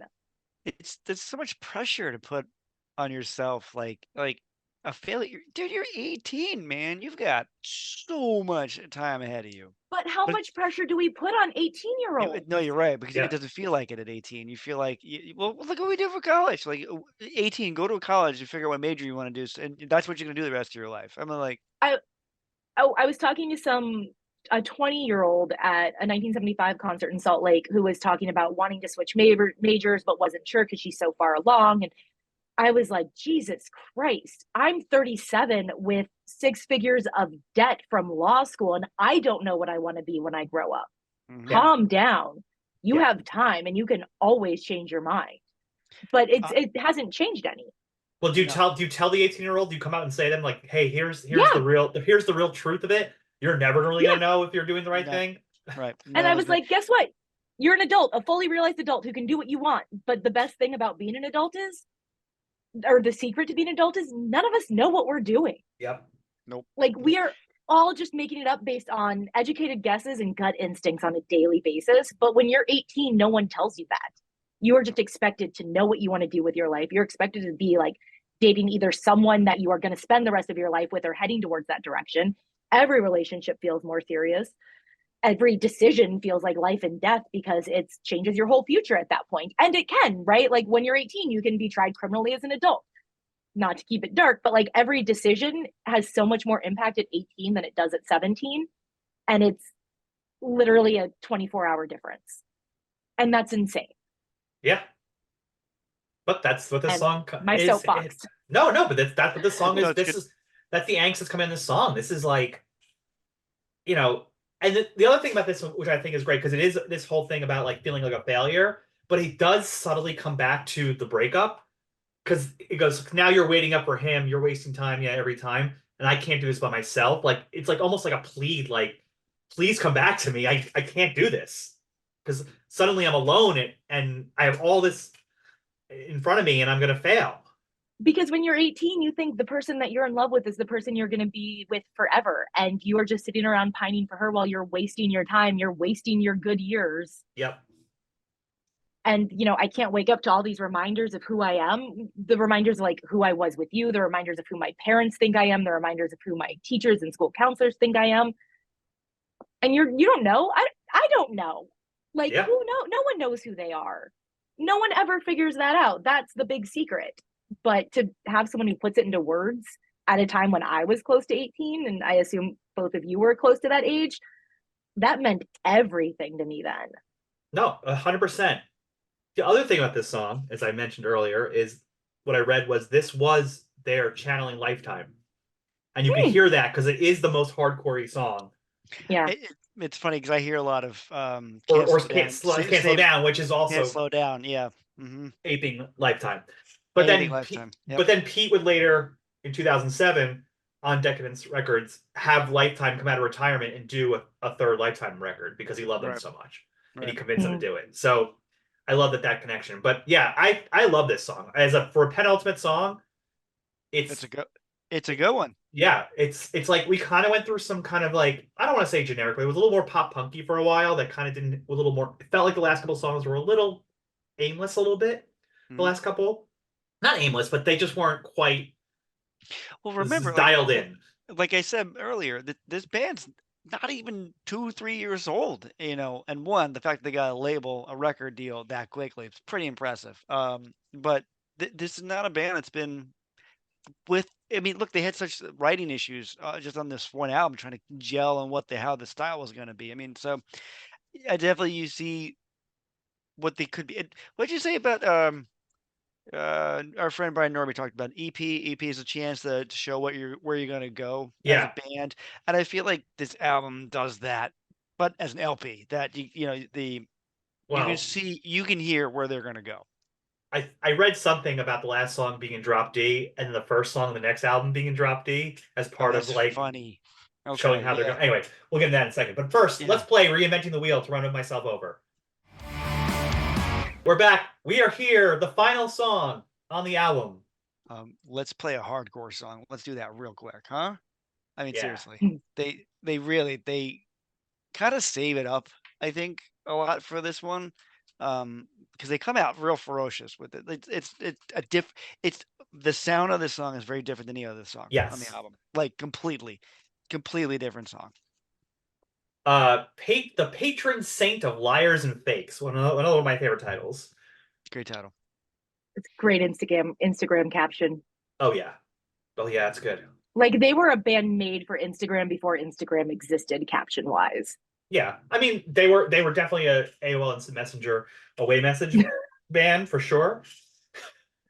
But yeah, the Instagram caption, this is gold. Yeah, but everything you're saying, Phil, like yeah, this song has the music kind of matches the anger on this one a little Yeah, bit more. yeah. I mean, I think this song shows a bit of maturity for them. It's sort of like accepting of the end. Like they're not Yeah. necessarily happy, but they're not as vicious about it. It's just acceptance of the end of that relationship, the end of that period of their life, the end of their sort of youthful innocence. because he's spinning it. I'm gonna say it's he because we're going back to Pete again, but like he's spinning it back on them. Like he's kind of it's like he's almost kind of done with this, right? And because the line is, so when it all goes to hell, will you be able to tell me sorry with a straight face? Like, Hmm. because earlier in the song, it's like it was the love interest. I don't care what person it was, but the love interest was like, you wait for me. He says girl in the song. If you were looking for an apology, girl, you're gonna be waiting forever. It's never happening. And like, so that implies that at that point she was blaming him. And maybe at this point, now it's like, no, no, you've maybe realized this was you, not me. I'm moving on to better things. Well, and So I think, I mean, this is the song that the album gets its title from, right? Like this Yeah, this is is the name drop. Yeah. right, but it's sort of that all you can take that apology to your grave and I'm going to take it to mine, and it wraps it up in that nice little bow and gives you what the concept of the album is, which is like love, loss, acceptance. Yep. It's like his own little eat pray love situation in a kind of angry scene kid version of it. No, that's perfectly put. Yeah, because like yeah, that's the key thing. Like in this one, I also the other thing I thought about this one is to me this is like the song. This is like the preparation song for him to finally tell her it's over. Mm-hmm. Like he's getting ready for the breakup on his side finally. Yeah, no more cat and mouse, no more Yeah. chasing her. He's done. So that's kind of where that's coming from. So yeah, but yeah, I love how you said that. Like you're the heartache, all this thing we did, we're taking to the grave. We're never gonna. It's always gonna be there. It may fade in pain over the years. We don't know that because we're young. We don't realize that's gonna happen. But yeah, we're taking this with us to our grave, separate graves. Also very Alkaline Trio, Your Coffin or Mine. Very much so. Yeah. very much so. And the line, but I still know the way to make your makeup run. Oh, so good. But also Patrick singing on this one too. This is where I feel like he also goes another level. Yeah. That we're gonna see a lot more of down as the band continues. Like I feel like this song is representative of where they go. I mean, particularly Yeah. on Cork. Yeah. You can Mhm. feel Portrait, this yeah. one on that next album. But yeah, this is very much where they're going. Yeah. Boys like you try too hard to look not quite as desperate. Is that every boy in the scene trying to be too cool and Yeah. not showing any even though they listen to these songs about heartache and emotion and heart on the sleeve, but then they gotta be like, no, I don't feel No, I'm things. cool. I don't I'm feel cool. things. I flick my hair to my right while I wear Yeah. my white belt. Yeah. I'm gonna go listen to this. I'm gonna go listen to the Strokes. I'm not gonna even listen to Fall Out Boy. How about that? I feel personally attacked by that just based on my dating history. So thanks a lot, guys. I don't know why the white belt was a thing, but it was a The white thing. belt, when you said that, it might as well have been a Fall Out Boy lyric straight to the heart, Phil. That was vicious. I I'm Oh. sorry. It's fine. I It's just, fine. I remember looking at it and going like, that's something I don't get, guys. Like, I don't get it. But hey, you know what? If it works for you, knock yourself out. Wear the white belt. Wear it I'm just proud. happy I don't have to share my flat iron anymore. It was a very strange time, fashion-wise, for us, wasn't it? A very strange time. It's always a strange time, fashion time, you know. What a You think about it. Yeah. Uh, uh, yeah, I think this is a terrific closer for this album. I think, Becky, you summed it up. This is really the culmination of it. This is he gets to where he needs to go, right? He Yeah. finally gets the closure, and we're moving on, and we're moving on to big things, big, much bigger things. Under the cork tree things. They're coming. It's coming. I'm gonna play this one because I love this song. I know. And who's gonna stop me? But will you tell me sorry with a straight face? Yeah, will you, Phil? No, I don't think I will. No, When this all goes to hell, will you be able to tell that we played how many songs from this album in this podcast? All of them, but like 2? From the album? Yeah. 8. That's our record, I think. Yeah, I think that's a record. All right. It is a perfect album. Like, it is the definition of a perfect album. It defined an era. It did. It did. No. All right. Here's the final song: "Patron Saints of Liars and Fakes." That is "Take This to Your Grave" by the Fallout Boy, or the Fallout Boys. Just one? All the Fallout Boys. All of them together. I feel like "Patron Saint of Liars and Fakes" is a very MCR sounding title to a song. Well, anytime you get some of the Catholicism in there, it kind of that'll happen. That'll happen. All right. Yes, that is. We're gonna take that one to the grave, guys. We've got through the album. It's all in the grave now. Do you have any questions for us, Phil? I always will have questions. I just feel like I'm just filled with questions. That's I had to bring the game up a little bit because Pete's the writer on the album. Okay. Yeah, I do have a couple questions for you, Jeff.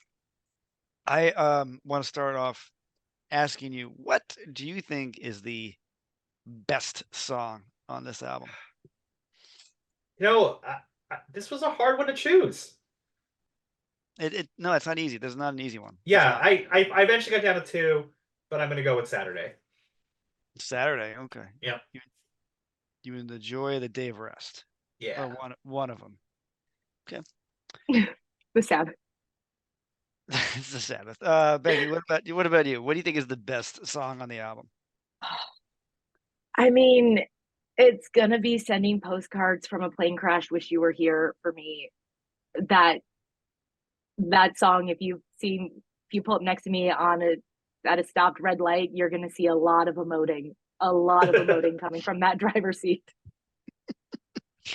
No, I'm here for stuff like that.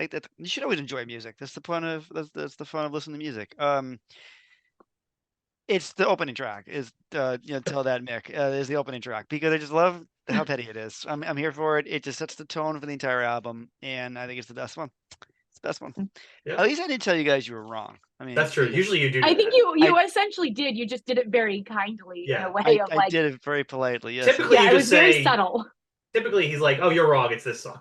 Yes, I'm usually much more straightforward. It's usually, no, you're wrong. You're wrong. That's how it is. Jeff, what do you think is the skip of this album? The one you are going to skip over to go listen to something else? It's one of the friendship songs. I'm gonna go with which one? I'm gonna go "Grenade Jumper." Grenade Jumper. The disrespect to Pete Wentz and what he went through. That's nothing to do with what happened after the fact. I'm just saying, as far as it was going to be, it's been "Homesick at Space Camp" or "Grenade Jumper" the whole time. Yeah. Becky, what about you? What do you think is It's Grand Theft Autumn. It's a fantastic song, but I could never hear it again and still recite every lyric from it. Oh, interesting. You're skipping because you've heard it enough. I have had my fill. It is a good song. I'm not going to walk out of a place. I'm not going to tell someone to change the station, but if I'm listening to it in my car, it's a skip. I like that. That's the first reason for skipping that we got like that. That's fun. That's new. It's fresh. It's fresh. It's keeping it a fresh take. Yeah. It is. I mean, you're wrong because it's "Grenade Jumper." That's the worst song on the album. You guys! Why would you ever skip anything that makes you think about Pete Wentz and his penis? That summed it You up may right not there. skip it again after this. Well, that's the thing. No, I already kind of felt I was going to skip it, but now maybe I will re-listen to it with new eyes or new ears, I should say, and new well, ears and a new mind's eye. maybe the next time I listen to it, I'll go with the concept that it's incredibly sarcastic. You know, maybe I'm they here. should re-record it very sarcastically. They should, right? I'm here for pettiness like that, as I explained, but by picking "Tell the Mick" as my favorite song. Um, Jeff, what do you think is the sleeper song on the album? What's the song everybody's sleeping on? Uh, Got a lot of choices on this one. I know one of them they've been playing on their current tour, so I'm not going to pick that one because clearly they're not sleeping on it. They're playing it still. Uh, Good so I'm going logic. to go with the patron saint of liars and fakes. It's a good song. Good song. Bekki, what about you? I was gonna say that. Now I'm mad. You can say it too. It's You can okay. say it. You can say it. I mean, it's gonna be patron saint or reinventing the wheel. It's gonna be one of those two. And I think it's just because when you kind of bury songs in the album, they Yeah. ultimately get overlooked. I'll put you down from two. You're going to say equal parts, which is good because you're right. Well, you're half right. Patron saint. It's a great.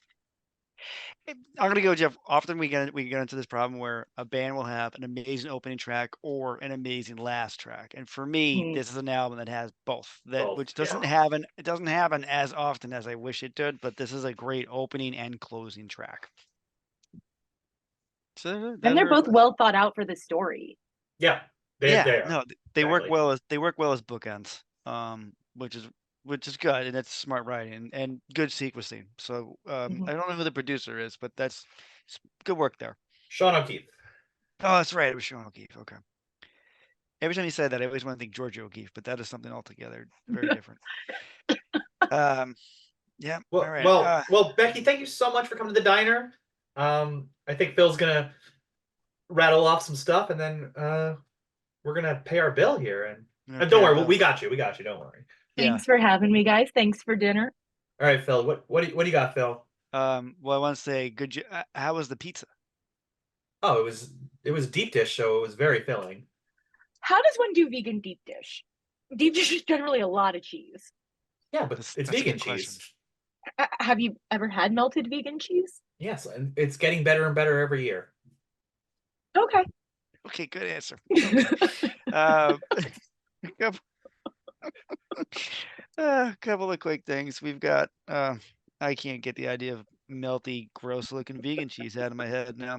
Sorry guys at home. So we have Facebook. We Is that what have grenade jumper is about? no grenade jumpers on that. A lot of apologies and genitalia in this episode, guys. Sorry about it. Huh? This is what we hope for. This is this it's on the same level as me wearing pants. So Facebook, we have Instagram, we have TikToks, we have the threads. Jeez, what else do we have? We have the shop, which is still available. That's on TeePublic. Just remember to search Millennial Diner Podcast. You'll find the great stuff that our executive producer, my wife Megan, makes. Quick side story: we talked about in not being 18 and not knowing what you're going to do. One of my favorite stories ever, I'm just going to throw it out in the end, is my wife's story, who during the pandemic got laid off from work and was furloughed and basically didn't work for 3 years, and she went back to school. She had a degree in English to begin with and went back to school and got a degree in graphic design, and that is what she does now. So you kids who are 18, if you guys are 18 and you don't know what you want to do, man, we don't know what we want to do either. And even when we're hitting 40, we're changing what we're doing. So I just want to, it's one of my favorite stories. I'm so happy for her that she's done it. So we'll dedicate that song. Tremendous. I Yeah, love it's that. great. So hats off to Megan for it. So big thank you to executive producer, my wife Megan, who makes all of our stuff, and is a wonderful person just to be around. So, I think I have covered all the things I want to. Oh no, I didn't. Jeff, how easy is it to have a podcast on Spotify? Why it's so easy, Phil. You just go to podcasting on Spotify. They do it all for you. You could drop songs in there if you want. you want to do just a song talking about Orgy's Blue Monday and just going on and on weekly about how it's better than the New Order version, you can do that. You can do that. Why just weekly? Why not go daily, Phil? That's true. I feel like Every that's day really, could be a Blue Monday. That's gonna be a Every title. day is Every day's a Blue Monday. Bill, do you think a lot of people are out there singing "Where Is Your Phil" tonight? Because I want to let them know you are a gentleman.